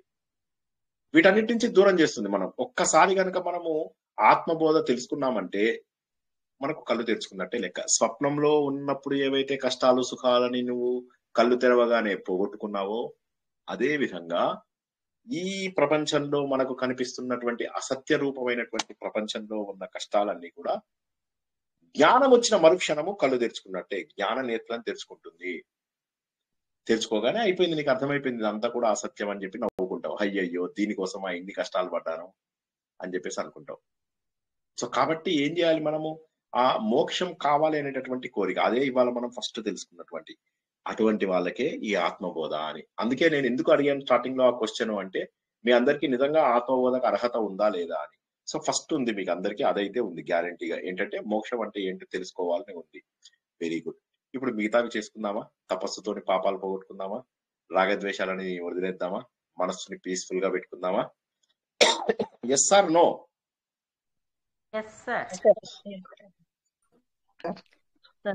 చాలా బాగా చెప్పింది సార్, అర్థమైతుంది. ఒక్కసారి ముముక్షు గురించి చెప్పారా సార్? ముముక్షు అని, ముముక్షు అంటే మోక్షాన్ని ఇష్టపడేవాడిని ముముక్షు అంటారు. మీరు అందులో చదువుకున్న మన భగవద్గీత 6వ వృక్షు 6వ రూఢ అని చెప్పి చదువుకున్న జ్ఞాపకం ఉందా? 6వ వృక్షు అంటే పైకి వెళ్ళాలని కోరుకున్నవాడు, ముముక్షు అంటే మోక్షం తెచ్చుకోవాలనుకునేవాడు. అట్లా యోగం కర్మ కారణం ఉచ్యతే యోగారూఢస్య తస్యైవ మోక్షమిచ్చతి. సో ఇక్కడ మనకు మోక్షం అనేటటువంటిది ఇష్టపడే వాళ్ళని ముముక్షువులు అంటారు. అంటే అందరికీ కూడా నా లోపల మోక్షం రావాలి అని కోరికున్న వాళ్ళని ముముక్షువులు అంటారు. సో నాకు ఒకటి సంతోషం ఏంటంటే ఇంత శ్రద్ధగా వినడం మీరు, అది which is like shocking for me. మీరందరూ ఏంటంటే వదినే ఆ ఇంట్లో ఏమైంది, యమధర్మరాజు రెడీగా ఉంటాడు, ఎవరు వచ్చారా అంటే సార్ శ్రీనివాస్ స్టూడెంట్స్ వచ్చింది సార్, శ్రీనివాస్ స్టూడెంట్స్ వచ్చిందా, టెంపరేచర్ పెంచురా, నూనె ఎంత ఉంది టెంపరేచర్ 500 చెయ్యిరా, 2000 చేసుకో, ఇన్ని రోజులు 500 డిగ్రీ సరిపోయింది, వీళ్ళు మోక్షం ఇష్టం అని చెప్పి మోక్ష సాధన చేయలేదు, టెంపరేచర్ పెంచు అంటాడు. కాబట్టి చాలా శ్రద్ధగా మోక్షాన్ని తెలుసుకుంటే ఏ కష్టము ఏ నరకము ఏది ఉండదు. ఎప్పుడు అనంతమైనటువంటి ఆనందం మాత్రమే మిగులుతుంది. ఆ అనంతమైనటువంటి మా మా ఆనందాన్ని మనము సచ్చిదానందము అంటాం. సత్ చిత్ ఆనందము. సత్యవంతమైనటువంటి అంటే ట్రూత్, చైతన్యవంతమైనటువంటి ఎవర్ డైనమిక్ ఆనందము, ఎప్పుడు ఉండే ఆనందం. ఆ ఆనందం శ్రీకృష్ణుడు ఏమంటాడు, ఆ ఆనందం ఎంతుందో తెలుసా నీకు? మహోన్నతమైనటువంటి ఆనందం అయ్యా. ఒక పెద్ద జలాశయం నీకు ఇస్తే నువ్వు ఒక చిన్న గ్లాసుడు నీళ్ల కోసము కొట్టుకుంటున్నావు, కక్కుర్తి పడుతున్నావు. జలాశయం ఉంది నీకు అక్కడ. సో శ్రీకృష్ణుడు చెప్పిన మాటలు కూడా మనం వినమా? మనం నేర్చుకున్నటువంటి ప్రతి గ్రంథంలో ఉన్న గొప్ప మాటలు చెప్తున్నాం కదా. మనం అర్థం చేసుకోవాల్సిన బాధ్యత మన మీదే ఉంది కదా. ఏది మనకు ప్రామాణికం? హిందూ ధర్మంలో పుట్టాం కాబట్టి హిందూ ధర్మంలో ఉన్నటువంటి శాస్త్రాలు మాత్రమే ప్రామాణికం మనకు. కాబట్టి హిందూ ధర్మంలో ఉన్న గ్రంథాలలో చెప్పిన వాటిని మాత్రం గుర్తించాలి. ప్రపంచంలో ఏ ధర్మంలోనూ లేనంత పరిణతి హిందూ ధర్మంలో ఉంది. కాబట్టి హిందూగా పుట్టినందుకు సంతోషిస్తూ మనకేం చెప్పారు? తపస్సు ద్వారా పాపాలు పోగొట్టుకోవాలి, రాగద్వేషాలను పోగొట్టుకోవాలి. ఈ రోజు నుంచి రాగద్వేషాలు తగ్గించుకోండి. ద్వేషం వచ్చింది అంటే మిమ్మల్ని కాల్చేస్తుంది ద్వేషం అని గుర్తుంచుకోండి. రాగం వచ్చింది అంటే extremely dangerous, too much is too bad. పిచ్చిగా చేస్తుంటారు కొంతమంది పిల్లల కోసం. అసలు వాళ్ళని చూస్తే పిచ్చెక్కుతుంది, చావు కొట్టాలనిపిస్తుంది అక్కడే. పిల్లలంటే అందరికీ ప్రేమ ఉంటుంది, ఎవరికి ఉండదు? హిరణ్యకశిపుడికి ఉంది. ఆఫ్టర్ నువ్వెంత, పశువులకు ఉంటుంది, కుక్కలకు ఉంటుంది ప్రేమ. అయితే నువ్వేదో పిల్లలంటే ప్రేమ ఉన్నట్టుగా యాక్టింగ్ చేస్తే ఎట్లాగా? ఓవర్ యాక్టింగ్ చేయకూడదు, అది సింపుల్ గా చూడాలి. బాధ్యత, ప్రేమ, మంచిగా అవి సరదాగా భగవంతుడు ఇచ్చినటువంటి ఒక దాన్ని సంతోషంగా ఎంజాయ్ చేయండి. కానీ ఏది శాశ్వతము అనేటటువంటిది మనకు తెలియదు కదా. శాశ్వతం ఒక్కటే ఏంటంటే భగవంతుడు, మన ఆత్మ, ఇది శాశ్వతము. కాబట్టి ఏం చేయాలి? మనము మనలో ఉన్నటువంటి కష్టాలన్నింటినీ కూడా మనము పోగొట్టుకోవాలి. ఎలా పోగొట్టుకోవాలి? తపస్సు ద్వారా పోగొట్టుకోవాలి. ఆ కష్టాలు, నరకాలు ఇవన్నీ ఎలా పోతాయి మనకు? మనస్సు ద్వారా, వాక్కు ద్వారా, కాయము ద్వారా పోతాయి. తపస్సు 3 రకాలు. చేతులతో చేసేటటువంటి తపస్సు. చేతులతో చేసే తపస్సు అంటే ఏంటి? ఇంద్రియాలతోని చేతులతోని చేసే తపస్సు. ఏంటది? ఒకరికి సేవ చేయడం, భగవంతుడికి మనస్ఫూర్తిగా పూజ చేయడం చేతులతోటే. పసుపు వేస్తాము, కుంకుమ వేస్తాము, అభిషేకం చేస్తాం మంచిగా ప్రశాంతంగా. అది కూడా ఏదో మొక్కుబడిగా కాకుండా ప్రశాంతంగా. దేవుడు అయిపోయింది. గురువులకు కూడా సేవ చేయడం. గురువులు అంటే బొచ్చె పట్టుకొని ఉండే గురువులు కాదు, మీ లోపల ఆత్మ జ్ఞానాన్ని కలిగించేటటువంటి వారిని గుర్తించడం అంతే. సో ఇది కూడా శారీరక తపస్సులో వస్తుంది. మరి వాచక తపస్సు అంటే ఏంటి? వాచక తపస్సు అంటే ఏంటంటే అవతల వాళ్ళకి హితంగాను ప్రియంగాను ఉండే మాటలు మాట్లాడండి. ఎవరిని బాధించి ఇది చేయకండి, అక్కడి నుంచి వెళ్ళిపోండి అంతే. అంటే సార్ అట్లా కాదు సార్, ఇప్పుడు మేము పిల్లల్ని తిట్టాము, మరి అదేమన్నా వస్తుందా అంటే అవతల వాళ్ళలో మార్పు కోసం అని మీరు ఒక చెడ్డ మాట అంటే తప్పు లేదు. ఉదాహరణకి నేనేమన్నాను, అందరినీ మీ చిత్రగుప్తుడు 5000 డిగ్రీస్, అందరికి 500 డిగ్రీస్ అయితే మనకు 5000 అన్న, అలా భయపెడతారు. భయపెట్టడానికి చెప్పిన మాటలు అలాంటివి పర్వాలేదు, అవి చెడు కిందికి రావు. అదేవిధంగా తల్లి పిల్లలకి భయపెడుతుంది, ఎందుకని? పిల్లలకి సరైనటువంటి దారిలో వెళ్ళాలి అన్నటువంటి ఉద్దేశం ద్వారా, అది పర్వాలేదు. హితం కలిగించాలి, ప్రియం కలిగించాలి, మంచి వాకి. అందుకే మనకు అనుద్వేగకరం చేయకూడదు అని చెప్పేసి మనం భగవద్గీతలో కూడా తెలుసుకున్నాం. Yes or no? ఎవరైనా చదవండి అది. అనుద్వేగకరం అనుద్వేగకరం అనుద్వేగకరం అనుద్వేగకరం వాక్యం సత్యం అనుద్వేగకరం స్వాధ్యాయాభ్యసనం సత్యం ప్రియహితం చేత చేవా స్వాధ్యాయాభ్యసనం చేయగా వాంగ్మయం తప ఉచ్యతే. సో అంటే ఉద్వేగం తెప్పించాలా, అవతల వాళ్ళ లోపల బాగా ఆవేశం వచ్చేటటువంటివి చేయకూడదు, అవతల వాళ్ళని బాధ పెట్టే మాటలు అనకూడదు. వాచకము చాలా ప్రశాంతంగా ఉండాలి. సో తపస్సు ఇప్పటికి 2 రకాలు తెలుసుకున్నాం. ఒకటి శారీరక తపస్సు, మరొకటి వాచక తపస్సు. 3వ దాన్ని మనో తపస్సు అంటారు. మానసికంగా ప్రశాంతంగా ఉండాలి. మానసికంగా తపస్సు చేయడం అంటే ఏమిటి అంటే మనస్సుని నిర్మలంగా ఉంచుకోవాలి. మనస్సు లోపల ఎటువంటి చెడు భావాలు ఉంచకూడదు, ఎటువంటి గురించినటువంటి చెడు ఆలోచనలు ఉండకూడదు. ఇది మానసిక తపస్సు. ఈ మనస్సు ద్వారా భగవంతుడికి పూజలు చేయడము, అవతల వాడికి మంచి జరగాలని కోరుకోవడము, ఇవన్నీ కూడా మానసిక తపస్సులోకే వస్తాయి. శారీరక తపస్సు, వాచిక తపస్సు, మానసిక తపస్సు. ఈ 3 రకాల తపస్సుల ద్వారా మనం మన పాపాలని చాలా సులభంగా పోగొట్టుకుంటామని చెప్తున్నాడు ఆయన. శంకరాచార్య ఏమంటున్నాడంటే, బాబు ముందు నువ్వు మోక్షు కావాలని అనుకుంటున్నావా? Yes. So first quality tick కొట్టాడు. మనస్సుని ప్రశాంతంగా ఉంచుకో, 2వది అయిపోయింది. రాగద్వేషాలకు దూరంగా ఉండు, ఓకే ప్రాక్టీస్ చేస్తాను సార్. 4వది తపస్సు ద్వారా పాపాలు పోగొట్టుకో. ఓకే, పాపాలు పోగొట్టుకుంటాను. ఎలా పాపాలు పోగొట్టుకోవాలి? మనస్సు ద్వారా, శరీరం ద్వారా, వాచకం ద్వారా. మాట్లాడేటప్పుడు ప్రశాంత చిత్తులై మాట్లాడాలి. ఎవరికి కూడా చెడు చేయడానికి మనకు ఉండకూడదు వాటల్లో. మనస్సుతో గాని శరీరంతో గాని సేవ చేయాలి. అవతల వాళ్ళ వెల్ఫేర్ కోరుకోవాలి. అవతల వాడు బాగుపడ్డం వల్ల మనకు మంచే గాని చెడు జరగదు. అవతల వాడు చెడిపోతే మనకి ఏమీ లాభం ఉండదు. చాలా మంది వాళ్ళకు చెడు జరిగినా వాళ్ళకి చెడు జరిగితే వీళ్ళకేమీ లాభం లేకపోయినా కూడా వీళ్ళు సంతోషపడతారు. మనకి చెప్తారు కదా, ఉపకారికి ఉపకారం మంచిదా కాదా? ఎవరన్నా చెప్పండి. ఉపకారం మనకొకడు ఎవరో ఉపకారం చేశాడు, వాళ్ళకి ఉపకారం చేయడం మంచిదా కాదా? ఉపకారికి ఉపకారం చేస్తే వారికి ఉపకారం చేయాల. కాదు, ఉపకారం చేసిన వాడికి ఉపకారం చెయ్యాలా లేదా? Yes or no?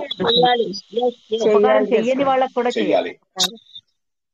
తర్వాత ఉపకారం చేసిన వాళ్ళకి మనం ఉపకారం చేయాలి. Yes or no? Just yes or no చెప్పండి అంతే. Yes, okay. ఉపకారం చేసిన వాడికి ఉపకారం చేశాం.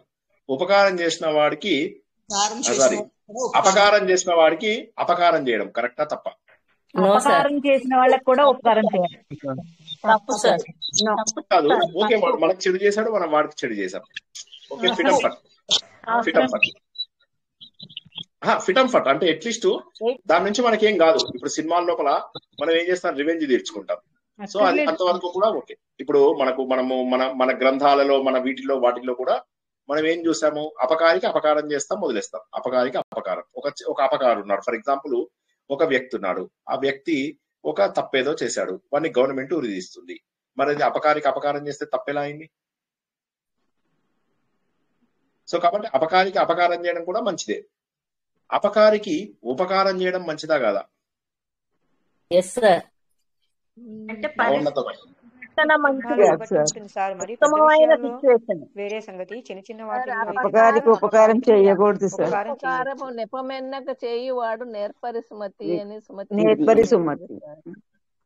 సో అపకారికి ఉపకారం అంటే మనం ఏవో పెద్ద పెద్ద హత్యలు అవి కాకుండా సింపుల్ గా మనకు అపకారం చేసిన వాడు సరే కానీ వాడికి కూడా మంచి జరగని అనుకోవడం, అది పెద్ద మనసు చేసుకోవడం, అది కూడా మంచిదే. ఉపకారికి అపకారం తలపెట్టడం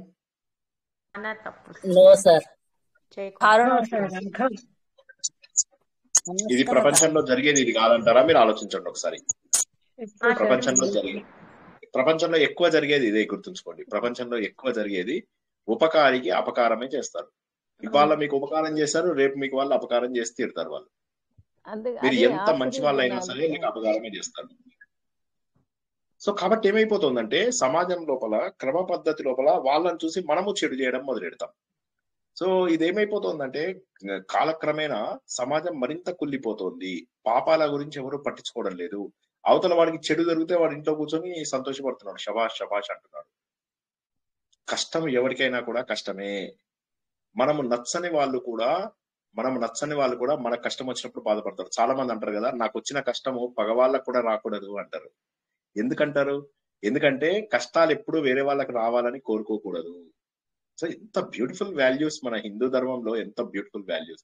సర్వే జన సుఖినో భవంతు అనడము, సర్వే భవంతు సుఖినః అనడము, వీటన్నిటి ద్వారా మనం ఏం తెలుసుకుంటాము అంటే మనము సరైన దారిలో వెళ్ళాలి. ఇదే మనం తెలుసుకునేటటువంటి తపోభి క్షీణ పాపాన. తపస్సు ద్వారా మన పాపములను పోగొట్టుకోవాలి. తపస్సు చేసి మన పాపాలన్నీ కూడా పోగొట్టుకోవాలి. రెండవది ఏం చెప్పాము మనము, శాంతంగా ఉంచాలి. శమము అంటే మనస్సు పైన నిగ్రహం ఉంచాలి. శాంతం ఎక్కడి నుంచి వస్తుంది మనకు? మన మనస్సు పైన నిగ్రహం ఉండాలి. మనస్సు పైన ఎక్కడి నుంచి నిగ్రహం వస్తుంది అంటే మన బుద్ధి నిరంతరం చెప్తుండాలి, బాబు తప్పు చేస్తున్నావా, తప్పు చేయకు, నాయన తప్పు చేస్తున్నావా, తప్పు చేయకు. రోడ్డు మీద వెళ్తున్నాం, మనకు ఒక తప్పు చేయాలనిపిస్తుంది. అప్పుడు వెంటనే మనకి ఏమనిపించాలంటే అయ్యయ్యో తప్పు చేయకయ్యా, ఇది మంచి పద్ధతి కదా, తప్పు ఎందుకు చేస్తున్నావు. అలా మనకు వివేకం అనేటటువంటిది మేల్కొంటూ ఉండాలి. మనలో ఉన్నటువంటి మానవత్వము మేల్కొంటూ ఉండాలి. చిన్నప్పుడు నేను ఒక సినిమా చూశాను, అది ఈ దూరదర్శనే వచ్చేది ఆ రోజుల లోపల. ఆ దూరదర్శన్ లో వచ్చిన ఒక టెలిఫిల్మ్ అన్నమాట. ఆ టెలిఫిల్మ్ లోపల ఏమవుతుందంటే ఒక ఆమె ప్రెగ్నెంట్ ఉమెన్, ఆమెని ఒక దగ్గరికి తీసుకెళ్ళాలి. ఒక వ్యక్తిని అడుగుతుంది అనమాట, రిక్షాలోనో ఎక్కడో ఒక చోటికి తీసుకెళ్ళమని అంటుంది. వాడు డబ్బు ఆమెను అడిగిన దానికంటే ₹1 ఎక్కువే డబ్బు అడుగుతాడు. అడిగిన తర్వాత సరే ఆమె కూడా ఒప్పుకుంటుంది, తన పరిస్థితి బాగాలేదు కాబట్టి.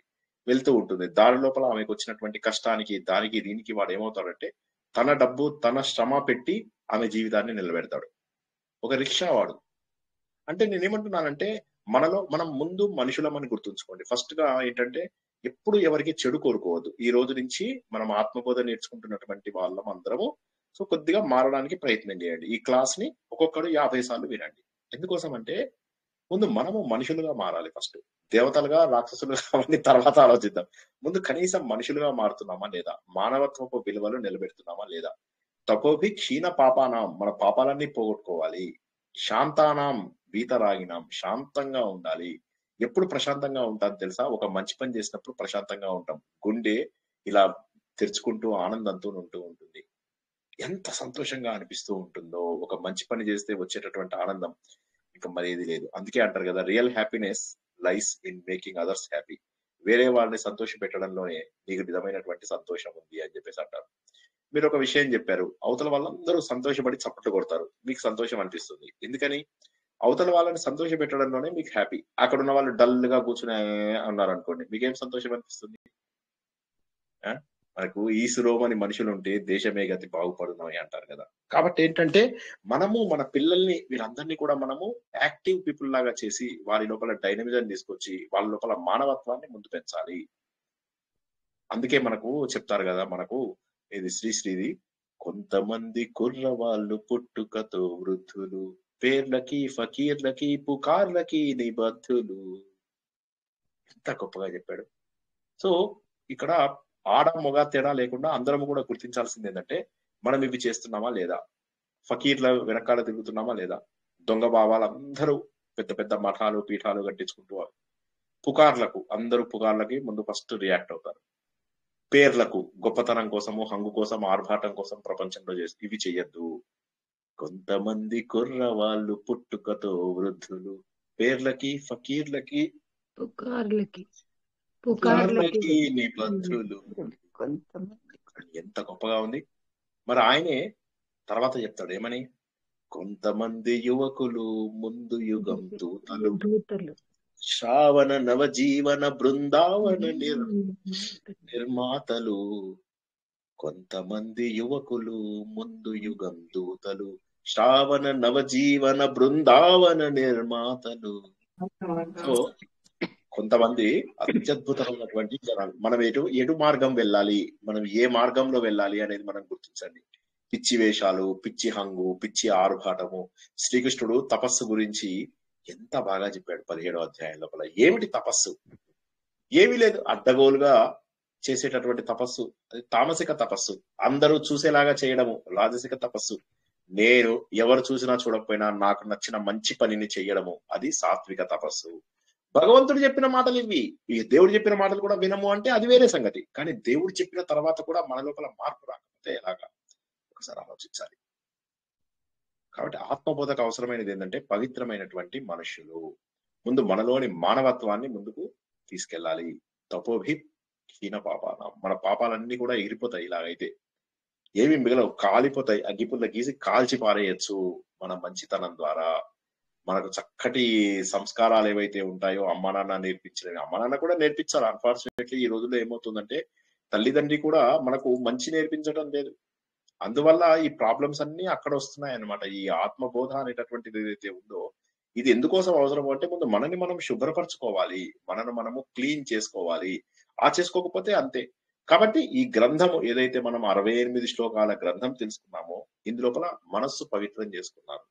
వైరాగ్య భావన ఉన్న వాళ్ళు, వాళ్ళకి నేనే ఆత్మ అనేది చాలా క్లియర్ గా తెలిసిపోతుంది. ఈ 68 శ్లోకాలు అయ్యేసరికి అందరూ కూడా నేను ఆత్మస్వరూపుడని తెలుసుకుంటారు. మిగతా వాళ్ళకి అడుగులు ముందుకేస్తారు. కానీ ఎవరైతే ఇప్పుడు నేను చెప్పినట్టుగా ప్రాక్టీస్ చేసుకుంటారో, మళ్ళీ ఒకసారి చెప్తున్నా, కొద్దిగా చేయి గట్టిగా పట్టుకోండి. అయిపోయింది, వాటికి ఆపేస్తున్నాను. ఒకసారి చేయి గట్టిగా పట్టుకోండి.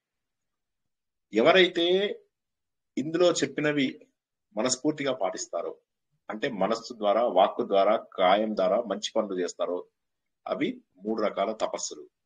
ఎవరైతే ప్రశాంతంగా ఉండగలుగుతారో, ఎవరైతే అనవసరమైన విషయాలను వదిలేస్తారో, ఎవరైతే రాగద్వేషాలు అనవసరమైన అవి వదిలేస్తారో, ఎవరికైతే ముముక్షువుని కావాలి, శ్రీనివాస్ చెప్పిన, శ్రీకృష్ణుడు చెప్పిన ఆ ఆనందం ఏదో నాకు రుచి చూడాలని ఉంది, ఐఎమ్ క్యూరియస్, నాకు తెలుసుకోవాలని ఉంది, ఆనందం ఏదో నాకు తెలుసుకోవాలని ఉంది అని చెప్పి అనుకుంటారో వాళ్ళకి ఇది గ్యారంటీ షూర్ షాట్ తగులుతుంది.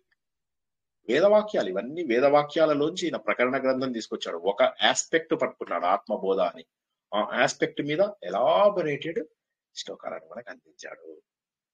ఆత్మసుఖము వీడిని ఆట కొరకు పాత్ర పోషణ చేసిది సూత్రధారి, విశ్రమించదని పాదం ఆశ్రయించి పరమ కరుణాంతరంగా శ్రీ పాండురంగ. జై శ్రీకృష్ణ.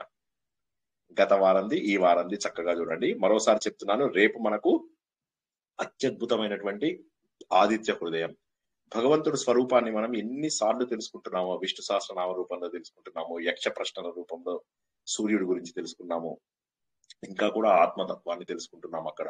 ఇప్పుడు మళ్ళీ మనము భగవద్గీతలో తెలుసుకుంటున్నాము. అదే మనం రేపు ఆదిత్య హృదయం ప్రారంభించుకుని అత్యద్భుతమైనటువంటి తత్వబోధ. ఆదిత్య హృదయం కేవలము 31 శ్లోకాలు మనకు చాలా చక్కగా కూడా అర్థమైపోతూ ఉంటాయి. ఎక్కడెక్కడ తత్వం ఉందో కొద్దిగా జాగ్రత్త పడితే సరిపోతుంది. ఆల్రెడీ మీరు అందరూ ఒక మెట్టు ఎక్కి వచ్చారు కాబట్టి అది కూడా సులభంగా అర్థమవుతుంది. ఇవన్నీ కూడా చూడండి మనం ఎంత సులువుగా ఉన్నాయో. మనకు ఒక దాంట్లోంచి ఒక దాంట్లోకి అన్నిటికీ మనం సంబంధం కలుపుకుంటూ వెళ్తున్నాం కాబట్టి అర్థం చేసుకోవడం కూడా సులువే. కాబట్టి ఎవరు క్లాసులు ఎక్కువ మిస్ అవ్వకుండా అన్ని చక్కగా అటెండ్ అవుతూ నేర్చుకోండి. జై శ్రీకృష్ణ. ఇప్పుడు మీకు ఏమైనా ప్రశ్నలు ఉంటే మాత్రము ప్రశ్నలు ఫీడ్బ్యాక్ ఏమైనా ఉంటే తీసుకుందాము. జై శ్రీకృష్ణ. సార్ ఒకటి చెప్పచ్చా సార్? ఒకటి చెప్పచ్చా సార్? అమ్మా చెప్పండి. మీరు ఆగస్టు 30th మణిద్వీప వర్ణన ద్వారా పరిచయం అయ్యారు సార్ మాకు. ఇవాళకి కరెక్ట్ గా 100 days సార్. ఒక్కరోజు కూడా క్లాస్ మిస్ అవ్వలేదు. చాలా నచ్చింది, చాలా మారాను సార్ నేను. అంటే ఈ చెడు మాటలు వినటాలు, వాళ్ళ మీద కోపం మెచ్చుకోవటాలు అలాంటి మొత్తం కూడా తప్పు అని తెలిసింది. దానివల్ల చాలా అది అంటే చెప్పడం రావట్లేదు సార్, కానీ చాలా మంచిగా అనిపిస్తుంది సార్. అండ్ ఇంకోటి తెలుసా, ఇప్పుడు ఒకటే గుర్తుంచుకోండి, ఇప్పుడు నేను కూడా పెద్ద చదువులే చదువుకున్నాను కదా, అయినప్పటికీ కూడా ఈ ఆధ్యాత్మిక మార్గంలో రావడానికి కారణం ఏంటి అంటే ఇక్కడ ఎక్కువ ఆనందం ఉంది. గుర్తుంచుకోండి, ఇక్కడ ఎక్కువ ఆనందం ఉంది. ఇక్కడ ఉన్నటువంటి ఆనందం ఏదైతే ఉందో దీని ముందు ఇక మరి ఏది కూడా ఉండదు. ఈ ఆనందం లోపల ప్రపంచం అంతా కూడా ఎలా ఉన్నా మనం మాత్రము ఆనందంగా ఉండగలగడము, మనం చేసేటటువంటి సేవ, మనం చేసేటటువంటి పనులు మనం చేస్తూ ఉంటాం. అట్ ద సేమ్ టైం మన లోపల ఒక ఆనందం ఉంటుంది. ఆ ఆనందము ఆత్మబోధ అర్థమైనప్పుడే వస్తుంది. అది గుర్తుంచుకోండి అందరూ. జై శ్రీకృష్ణ. మంచిగా థ్యాంక్స్ అండి. జై శ్రీకృష్ణ సార్. మా పెద్ద అబ్బాయికి చెప్తుంటా సార్, మీ క్లాసులు సార్ సాఫ్ట్వేర్ ఉద్యోగి అమెరికా వచ్చినాడు, మళ్ళీ ఇంత RS లో ఉండి మళ్ళీ అన్ని చేసుకుంటూ వచ్చి మళ్ళీ ఇక్కడ క్లాసులు చెప్తాడు. నేను చెప్పి మళ్ళీ అతనికి పంపిస్తా వాట్సాప్లో. మీ యొక్క మల్తనాడు వస్తుంది కదా మరినాడు యూట్యూబ్లో, మాకు పెట్టండి చెప్తాడు. కొంచెం పెద్ద ముగ్గురు కొడుకులు అంటే ఒక పెద్ద ఆయన మాత్రమే వింటాడు అన్నమాట. ఈ రెండో వాళ్ళకి నేను చెప్పానుగా, వినే వాళ్ళకి చెప్పాలంట కదా సార్. అంతే అంతే. థ్యాంక్స్ చెప్పొద్దు సార్, మేమే మీకు థ్యాంక్స్ చెప్పాలండి సార్. ఈ భజగోవిందం లాగే తెలుగులో హరే కృష్ణ ఓం హరే రామయ్యని స్మరణము చేయర సోదరుడా నుంచి దాంట్లో మత్తుడవై మరి మోహము చెందిన మొత్తును యముడు సత్యమురా. బాగుంది. జై శ్రీకృష్ణ. జై శ్రీకృష్ణ సార్. జై చాలా శ్రీకృష్ణ బాగుంది మేడం. సార్ ఆత్మబోధ. కాకపోతే మాకు అర్థమవుతుంది ఇప్పుడు కొన్ని రోజులు మిస్ అయ్యి ఇప్పుడు మీ చెప్పిన దారి కాకుండా వేరే దారిలోకి వెళ్తే అప్పుడు ఎందుకు ఏదో వైకుంఠపాడిలో పైకి వెళ్ళి కింద పడినట్టే అంత బాధ కలుగుతుందండి. అది ఆ బాధ అసలు ఇంత నిజంగా ఫ్రాంక్ గా ఒప్పుకోవాలండి. ఎక్కడ తప్పు మీరు వేరే దారిలో మేము వెళ్ళాము అంటే ఖచ్చితంగా మాకు తెలుస్తోంది అది. అంత అంటే మేము అక్కడ యముడు డిగ్రీలు పెంచేస్తాడు మనకి. ఖచ్చితంగా చిన్నది కూడా అనవసరమైన పనులు కానీ చేసిన అది ఆ కాన్షియస్ అంటే తెలియని వాళ్ళు సరే, తెలిసి కూడా మేము ఇలాగా వేరే ఏదైనా వేస్ట్ చేసి రోజులు వేరే రకంగా స్పెండ్ చేయడం అది చేస్తే మాత్రం అది లోపల ఒక తెలిసిపోతుంది. ఫీలింగ్ గిల్టీ ఫీలింగ్ వచ్చేస్తుంది, వస్తుంది. ఖచ్చితంగా వస్తుందండి మరి అంతే. దాని మీనింగే మార్పు వస్తుంది అని లెక్క. దాని మీనింగే మార్పు నాలో వస్తుంది అని. ఎందుకంటే మార్పు రానిది ఆధ్యాత్మికత ఎందుకు చెప్పండి? బండపారాయణలకు పిచ్చి పూజలకు కాదు కదా. ఆధ్యాత్మికత అనేటటువంటిది ఏమిటి? సరైనటువంటి మార్పు మన లోపల తెచ్చేదే ఆధ్యాత్మికత. ఇప్పుడు మీకు ఏదన్నా బయట వెళ్ళినప్పుడు మీకు అరే ఇది తప్పు చేస్తున్నానని గిల్టీ వచ్చింది అంటే that means you are on the right path. సరైనటువంటి దారిలో ఉన్నప్పుడే అలా అనిపిస్తుంది. సో కాబట్టి వేరే దారిలోకి వెళ్ళిపోయి వేరే దారిలోకి వెళ్ళి మళ్ళీ ఇక్కడికి వచ్చి మీ క్లాస్ వింటే అది ఏదో తప్పు చేసిన ఫీలింగ్ అయితే మాత్రం ఖచ్చితంగా కలుగుతుందండి. నిజంగా కళ్ళమ్మని నీళ్ళతో చెప్తున్నాను నేను. ఖచ్చితంగా జై తప్పు శ్రీకృష్ణ. చేశామన్నా అయితే తప్పు అయితే చేశాను అనేది అయితే ఖచ్చితం మరి. అది వండర్ఫుల్. జై శ్రీకృష్ణ. జై శ్రీకృష్ణ సార్. మీ జై శ్రీకృష్ణ. క్లాసులన్నీ పద్మావతి స్టెప్ బై గారు, స్టెప్ స్టెప్ వచ్చినట్లుంది సార్. ఆత్మబోధనే హైయెస్ట్ ఉంది ఇది. జై శ్రీకృష్ణ సార్. అసలు ఇన్ని రోజులు చెప్పిన ప్రవచనాలన్నీ ఆత్మబోధకు యూజ్ అవుతాయని అంత సీక్వెన్స్ గా తీసుకుపోతున్నారంటే మీ జ్ఞానానికి శతకోటి వందనాలు సార్. అసలు అయ్యయ్యో నాదే ఉందండి అంత ఉపదేశ సారం భజ గోవిందం అర్థమైతేనే ఆత్మబోధ ఈజీ అవుతుందని ఈ రోజు 2 ఉపకథల వల్ల ఈ శ్లోకం వల్ల అర్థమైంది సార్. చాలా ఈజీగా అర్థమవుతుంది సార్. థ్యాంక్ జై you sir. Shrikrishna. Thank you. జై శ్రీకృష్ణ పద్మావతి సార్. శ్రీకృష్ణ సార్. శుభరాత్రి. పద్మావతి గారు, ఒకటి పద్మావతి గారు తర్వాత హిమబిందు గారు. పద్మావతి గారు నేను చెప్పండి. ఒకటి చెప్పగలను sir.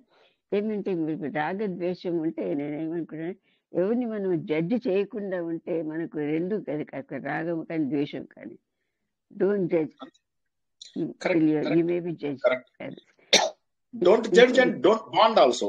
See, if you really don't bond with anybody, then there is no question of judging somebody.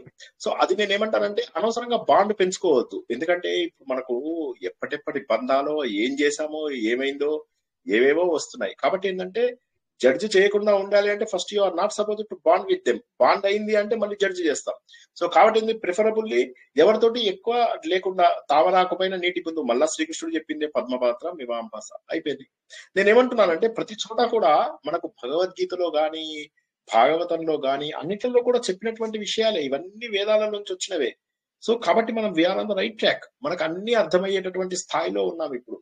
కాబట్టి ఎస్ యు ఆర్ రైట్. చాలా బాగా చెప్పారు. అదే తామరాకు మీద నీటి బొట్లాగా ఉండాలి, అది ఇది పట్టుకుంటారా.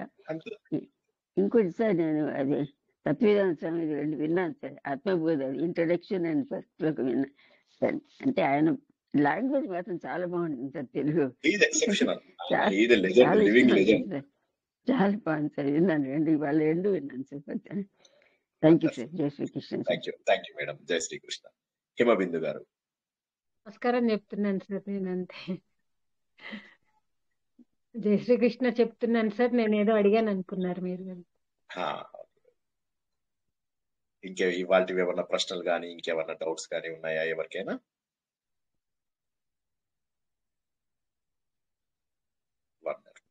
రేపు మనము చాలా గొప్పదైన జై శ్రీకృష్ణ చెప్పండి. ఉపదేశ సారము బ్రహ్మసూత్రాలు డిఫరెన్స్ చెప్పండి సార్. ఉపదేశ సారం అంటే జ్ఞానం సంబంధించింది. ఉపదేశ సారము ప్రకరణ గ్రంథం. ఓకేనా? బ్రహ్మసూత్రం అనేది ఏదైతే ఉన్నదో ఇది ఉపనిషత్తులు. మనకు చూసుకోండి బగ్ అని చెప్పాను, జ్ఞాపకం ఉందా అందరికి? భగవద్గీత, ఉపనిషత్తులు, గీత. బ్రహ్మసూత్రాలు, ఉపనిషత్తులు, భగవద్గీత ఈ 3 ఒక్కటే సార్. ప్రకరణ గ్రంథం అంటే ఒక విషయాన్ని గురించి విస్తృతంగా వివరించటమా సార్? అంతేనమ్మా, కరెక్ట్. ఒక పాయింట్ పట్టుకుని ఆ పాయింట్ అంటే ఆల్రెడీ ఒకళ్ళు యూజ్ చేసినటువంటి పాయింట్ గాని వాక్యాన్ని గాని పట్టుకొని వివరంగా మనకు ఒక పుస్తక రూపంలోనో ఒక గ్రంథ రూపంలోనో దేనిలోగా అందిస్తే దాన్ని ప్రకరణ గ్రంథం అంటారు. అలా కాకుండా మీరు ఏదన్నా రాశారనుకోండి దాన్ని శాస్త్రం అంటారు. ఇప్పుడు మీరు ఉదాహరణకు ఉపనిషత్తుల్ని శాస్త్రం అంటారు. దీన్నేమంటారు? ప్రకరణ గ్రంథం అంటారు. శాస్త్రం అంటే కొత్త పాయింట్స్ రాస్తే కొత్తగా రాసింది శాస్త్రమును ఉన్నదాన్ని విశదీకరించడం ప్రకరణం. ఎస్, ఉన్న ఒక పాయింట్ ని డీటెయిల్ గా చెప్పడాన్ని ప్రకరణం అంటారు. సో ఇప్పుడు బ్రహ్మసూత్రాలు, ఉపదేశ సారం ఈ రెండింటికి తేడా ఏంటి అంటే బ్రహ్మసూత్రాలు తర్వాత ఈ ఉపనిషత్తులు, గీత ఇవన్నీ కూడా భగవంతుడు రూపం ద్వారా అందినవి. ఉపదేశ సారం ఎవరిచ్చారు మనకు? రమణ మహర్షి ఇచ్చారు. రమణ మహర్షి గాని శంకరాచార్య గాని వీళ్ళందరూ ఏం చేశారంటే ఆల్రెడీ ఎగ్జిస్టింగ్ వాటిలోంచి మనకు ఒక చిన్న పాయింట్ ని బయటికి తీసి దాన్ని మనకు డీటెయిల్ గా ఎక్స్ప్లెయిన్ చేయడానికి ట్రై చేశారు. ఇప్పుడు రమణ మహర్షి ఏం చేశాడు? కర్మయోగం, భక్తి యోగం, రాజయోగం, జ్ఞానయోగం అన్నింటినీ కూడా 30 శ్లోకాలలో చెప్పేశాడు ఆయన. వేరే ఇవే విషయాలను ఒరిజినల్ బుక్ లోపల ఉన్నటువంటి వాటిని వేదవ్యాసుడు ఉత్తర మీమాంస లేదా బ్రహ్మసూత్రాలు అనేటటువంటి పేరుతోటి ఒక ప్రత్యేక దర్శనముగా 555 శ్లోకాలలో రాసిన దాన్ని బ్రహ్మసూత్రాలు అంటారు. అవన్నీ ఫార్ములాస్ లాగా ఉంటాయి. కష్టమైనటువంటిది అది. అసలు మీకు ఇప్పుడు ఉపదేశ సారమైన కొద్దిగా అటు ఇటు అయితే అర్థమవుతుంది, కానీ బ్రహ్మసూత్రాలు అర్థం కావడం కష్టం. బ్రహ్మసూత్రాల కంటే కూడా సులువైనటువంటిది భగవద్గీత. కష్టమైనటువంటిది ఉపనిషత్తులు, దానికంటే కొద్దిగా సులువైనటువంటిది బ్రహ్మసూత్రాలు, దానికంటే కొద్దిగా సులువైనటువంటిది మనకు భగవద్గీత. ఉపదేశ సారం అనేది ఈ మధ్య కాలంలో ఈ 100 ఏళ్లలో వచ్చినటువంటి రమణ మహర్షి రాసినటువంటి ఒక ప్రకరణ గ్రంథము.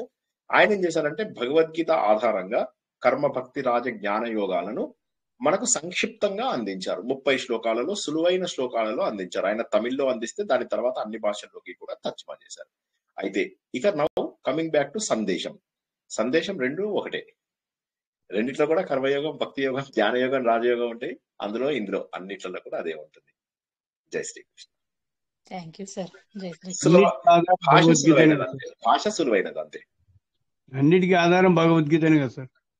ఉపనిషత్తులు ఆధారము. ఆ ఉపనిషత్తుల ఆధారంగా మనకు రాసినటువంటివి బ్రహ్మసూత్రాలు, వాటికి పైన ఆధారంగా రాసినటువంటివి భగవద్గీత, దాని ఆధారంగా రాసినటువంటిది ఉపదేశసారం. జై శ్రీకృష్ణ. అన్నిటికీ మూలము వేదాలే. గుర్తుంచుకోండి, అన్నిటికీ మూలము వేదాలే. వేదాలు తప్ప మనం ఏవి ప్రామాణికము కాదు. ఆ వేదాలలోంచి వచ్చినటువంటివే మిగతా అన్ని గ్రంథాలు. వేదాలు, ఉపవేదాలు, వేదాంగాలు, స్మృతులు, తర్వాత దర్శనాలు, ఇవన్నీ కూడా మనకు వేదాలలోంచి వచ్చినవే. ఇవన్నీ అయిపోయిన తర్వాత మనకు పురాణాలు మనకు సులభంగా అందించడానికి పురాణాలు వచ్చాయి. పురాణాల్లో ఏం చెప్తారు? మళ్ళీ వేదాల్లో చెప్పిందే కథల రూపంలో చెప్తారు. రామాయణ మహాభారతాలని కావ్యాలు అంటారు. వాటిలో ఏం చెప్తారు? థర్డ్ లేయర్ అది. అందులో ఏం చెప్తారు? వేదాలలో ఉన్న విషయాన్ని ఇంకా సులువుగా, ఇంకా అందరికీ అందేటటువంటి, అందుబాటులో ఉన్నటువంటి. కానీ మనం రామాయణ మహాభారతాలు ఎందుకు అర్థం కావు మనకు? ఎందుకు అర్థం కావంటే రామాయణ మహాభారతాల్లో స్టోరీ తీసుకుంటాం. రాముడు ఏమన్నాడు, కైకేయి ఏమంది, మందర ఏమంది, కథ మన లాంటి స్థాయికి దింపుతాం వాళ్ళని, మనుషుల స్థాయికి. దేవుణ్ణి మనుషుల స్థాయికి దింపుతాం మనం. కానీ మనము దేవుళ్ళ స్థాయికి ఎదగాలి, అది వేదాలు చెప్తాయి. కానీ మనం పురాణాలని మనం వినడం ద్వారా ఏమైంది? ఇప్పుడు 14,000 శ్లోకాలలో తత్వం చెప్పి 4,000 శ్లోకాల లోపల కేవలం కథ ఉంది. భాగవతం తీసుకున్నట్టయితే 3-4 శ్లోకాలలో కథ ఉంది. 14-15 శ్లోకాలలో తత్వం ఉంది. కానీ మనకు తెలిసి చెప్పేటటువంటి ప్రతి ప్రవచనకర్త దగ్గరికి వెళ్ళండి మీరు, వాళ్ళు ఏం చేస్తారు? కథనే చెప్తారు. ప్రహ్లాద చరిత్ర అంటారు, ఆ కథని ఆడిస్తారు. ఇంకా కరి కదా, గజేంద్ర మోక్షం, కరి మకరి మకరి కరి కరి మకరి మకరి కరి అని పాటలు పాడుకుంటూ మనని పద్యాలు చదువుతూ మనని కొద్దిసేపు మైమరిపిస్తారు. మనం అంతవరకే అర్థం చేసుకుంటాం. కానీ నిజంగా చదివితే 15,000 శ్లోకాలలో భగవంతుడి గురించి ఎంత డీటెయిల్ గా ఉంది. పురాణాలు అనేటటువంటి వేదంని మనకు బాగా అర్థం చేయించగలిగేటటువంటివి. కానీ దాన్ని ఏం చేస్తున్నాం? మనము కథలు పట్టుకొని మిగతావన్నీ మర్చిపోతున్నాం. అది దురదృష్టం. అదే విధంగా రామాయణం, అదే విధంగా మహాభారతం. రామాయణము వేద సమానం. రామాయణం అనేది వేదాలు పుట్టినప్పుడే పుట్టినటువంటి 100 కోట్ల శ్లోకాల గ్రంథం. అది స్వర్గలోకంకి వచ్చేసరికి 1 కోటి శ్లోకాలు అయింది. అది మళ్ళీ రాముడు పుట్టక ముందే మళ్ళీ అది ఇవన్నీ జరిగినవి. తర్వాత రాముడు పుట్టిన తర్వాత మళ్ళీ వాల్మీకి చెప్తారు, బాబు ఇది రామాయణాన్ని మళ్ళీ అందరికి అందించాలి అంటే 24,000 శ్లోకాలతోటి మనకు అందించారు. సో కాబట్టి రాముడు పుట్టక ముందే రామాయణం ఉంది. ఇలాంటి సత్యాలు ఇవన్నీ అర్థమైతే గానీ దాంట్లో ఆనందాన్ని మనము ఎంజాయ్ చేయలేము. అంటే వేద సమానం రామాయణము, మహాభారతము. మహాభారతాన్ని పంచమ వేదం అంటారు, 5వ వేదం. సో ఇవన్నీ తెలిస్తే ఇంకా యూ విల్ ఎంజాయ్ మోర్. జై శ్రీకృష్ణ. బేసిక్ సార్ మీరు చెప్పిన తర్వాత మీ క్లాస్ అటెండ్ తర్వాత రామాయణం చదివితే కూడా దాంట్లో ట్రైన్ టు ఎక్స్పెక్ట్ తత్వము ఏమి అని. ఇప్పుడు దశరథ మహారాజు వనవాసం చదువుతున్నాను సార్. ఇప్పుడు వనవాసకి వెళ్ళి ప్రతి స్టాప్ దాంట్లో తత్వం అని మీరు చెప్పి మంచి స్టార్ట్ టెలింగ్ తత్వం దాంట్లో అది నేను I'm train to ed 1 points also about sir. Correct correct. అందుకోసమే చాలా మంది తత్వం చూడరు. కానీ ఇప్పుడు మీరు లక్కీగా చూడడం అనేది నాకు చాలా సంతోషం. ఇప్పుడు మీరు చక్కగా అందులో ఉన్న తత్వాన్ని గుర్తిస్తున్నారు అంటే నాకు చాలా సంతోషం వేసింది. అలాగే ఉండాలి మనం చూస్తూ. ఎందుకంటే మన గ్రంథాలన్నీ కూడా తత్వమే చెబుతున్నాయి. ఆ తత్వాన్ని మనం ఆత్మబోధలో తెలుసుకోబోతున్నాం. కానీ మనం ఏం చేస్తున్నాము? కథలను పట్టుకొని రాముడు పిల్లాన్ని ఇలా అన్నాడు, రాముడు వాలిని అలా కొట్టాడు, ఇవి పిచ్చి మాటలు మాట్లాడడానికి మన గ్రంథాలని బయట వాళ్ళు ఉపయోగిస్తున్నారు సరే, మన హిందువులు కూడా చెడ్డ వాటికే ఉపయోగిస్తున్నారు. అలా కాకుండా మన గ్రంథాలలో చెప్పినటువంటి ఆత్మబోధ తత్వబోధని సరిగా అర్థం చేసుకుని మన జీవితంలో కావాల్సిన మార్పును తెచ్చుకుని మన జీవితంలో ఎదగాలి. మనిషిగా పుట్టినందుకు ఇదే చేయవలసింది. మనిషిగా పుట్టినందుకు ఎంత చదివి లాభమైంది? నేను చదువుకోలేదా? చదువుకుంటాం. కానీ ఈ చదువులన్నిటికంటే కూడా గొప్ప చదువు భగవంతుడి గురించి తెలుసుకోవడము అని సత్యం తెలుసుకున్న తర్వాత మనం చదివిందంత వేస్ట్ అనిపిస్తుంది. అయ్యో ఇంతవరకు ఇవి చదువుకున్నామా, ఇప్పుడు అంతకంటే గొప్పవి చదువుతున్నాము అని చెప్పేసి అనిపిస్తుంది. ఈ ఆత్మబోధ కేనోపనిషత్తు నేను నేర్చుకున్నప్పుడు కళ్ళలోంచి నీళ్లు తిరిగేవి. నాకు ఇంత గొప్ప విషయం నాకు ఎలా అర్థం కాలేదు. ఎందుకు నేను అమెరికాలో ఉన్నప్పుడు, వేరే చోట్ల ఉన్నప్పుడు, ఆ రోజుల్లో 2006 2007 లోపల నేను ఇండియాకి వచ్చేసిన సమయంలో ఆన్లైన్ ఇంత డెవలప్ కాలేదు. ఇట్లా ఆన్లైన్ క్లాసెస్ తీసుకోవడము అవి ఇవి ఇంత డెవలప్ కాలే. ఉంటే నేను అక్కడే ఉండి నేర్చుకునేవాడినేమో. సో ఖచ్చితంగా ఇక్కడికి వచ్చి బలవంతంగా రిటైర్ అయిపోయి నేర్చుకుని 37 yearsకే ఇవన్నీ నేర్చుకోవాలనే ఉత్సాహం కలిగింది. అంటే అఫ్ కోర్స్ భగవంతుడి కృప. బట్ నేను ఏమంటానంటే ఇందులోపల ఆ రుచి వేరు అని చెప్తున్నా. 18 ఏళ్లుగా ఇప్పుడు నేను చేస్తున్నాను అంటే మీకు అర్థం కావాలి ఏంటంటే ఇందులో రుచి ఎక్కువ ఉంది అని చెప్పి మీకు గుర్తించాలి. మీ అందరైనా ఒక క్లాస్ మిస్ అయినది ఉంది, కానీ నేను మిస్ అయినది ఎప్పుడైనా ఉందా? 365 రోజులు 400-500 ప్రవచనాలు చెప్తున్నాం. ఇప్పుడు ఈ 10 రోజుల లోపల, ఈ డిసెంబర్ అయ్యే లోపల మనకు 1000 ప్రవచనాలు పూర్తి చేసుకుంటున్నాం. 1000 ప్రవచనాలు మీ అందరూ శ్రద్ధగా వినకపోతే నాకు అయ్యేదా? సో కాబట్టి నేను ఏమనుకుంటానంటే ఇట్స్ గాడ్స్, ఇది దేవుడి యొక్క దయ అంతే. జై శ్రీకృష్ణ.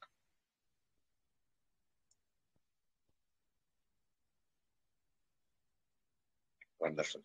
అందరూ కూడా చక్కటి ఆత్మబోధని తెలుసుకున్నారని. వివేకము వైరాగ్యము. వివేకమేమో మనకు ఉపదేశ సారం ద్వారాను, వైరాగ్యము ఏమో మనకు భజగోవిందం ద్వారాను. ఇదే వివేకం మనకు నిర్వాణ దశకంలో కూడా తెలుస్తుంది. సో వివేకము వైరాగ్యము ఈ రెండింటి ద్వారా మనము ఆత్మబోధ అత్యంత సులువు. చక్కెర గుళికలు లాంటివి. వచ్చే వారం నుంచి అత్యంత సులువైనటువంటి ఈ శ్లోకాలు, సులువైనవి కానీ చాలా లోతైనవి, వాటిని తెలుసుకుంటాం. అందరూ కూడా ఈ రోజు నుంచి తప్పులు చేయకుండా జీవితంలో సరైన మార్గంలో వెళ్తూ నిజమైనటువంటి జీవితాశయాన్ని గుర్తిస్తారని ఆశిస్తూ ఈ రోజు ప్రవచనాన్ని ఇక్కడికి ముగించుకుంటున్నాము. పునర్దర్శనం రేపు రాత్రి 9 గంటలకు ఆదిత్య హృదయం ప్రారంభమవుతుంది. మహోన్నతమైనటువంటి భగవంతుడి స్వరూపాన్ని ప్రత్యక్ష దైవమైనటువంటి సూర్యుడి రూపంలో చూసే ఆదిత్య హృదయం రేపటి నుంచి ప్రారంభం. అప్పటి వరకు అందరికీ శుభరాత్రి, శుభం భూయాత్. జై శ్రీకృష్ణ. జై జై శ్రీకృష్ణ శ్రీకృష్ణ సార్. సార్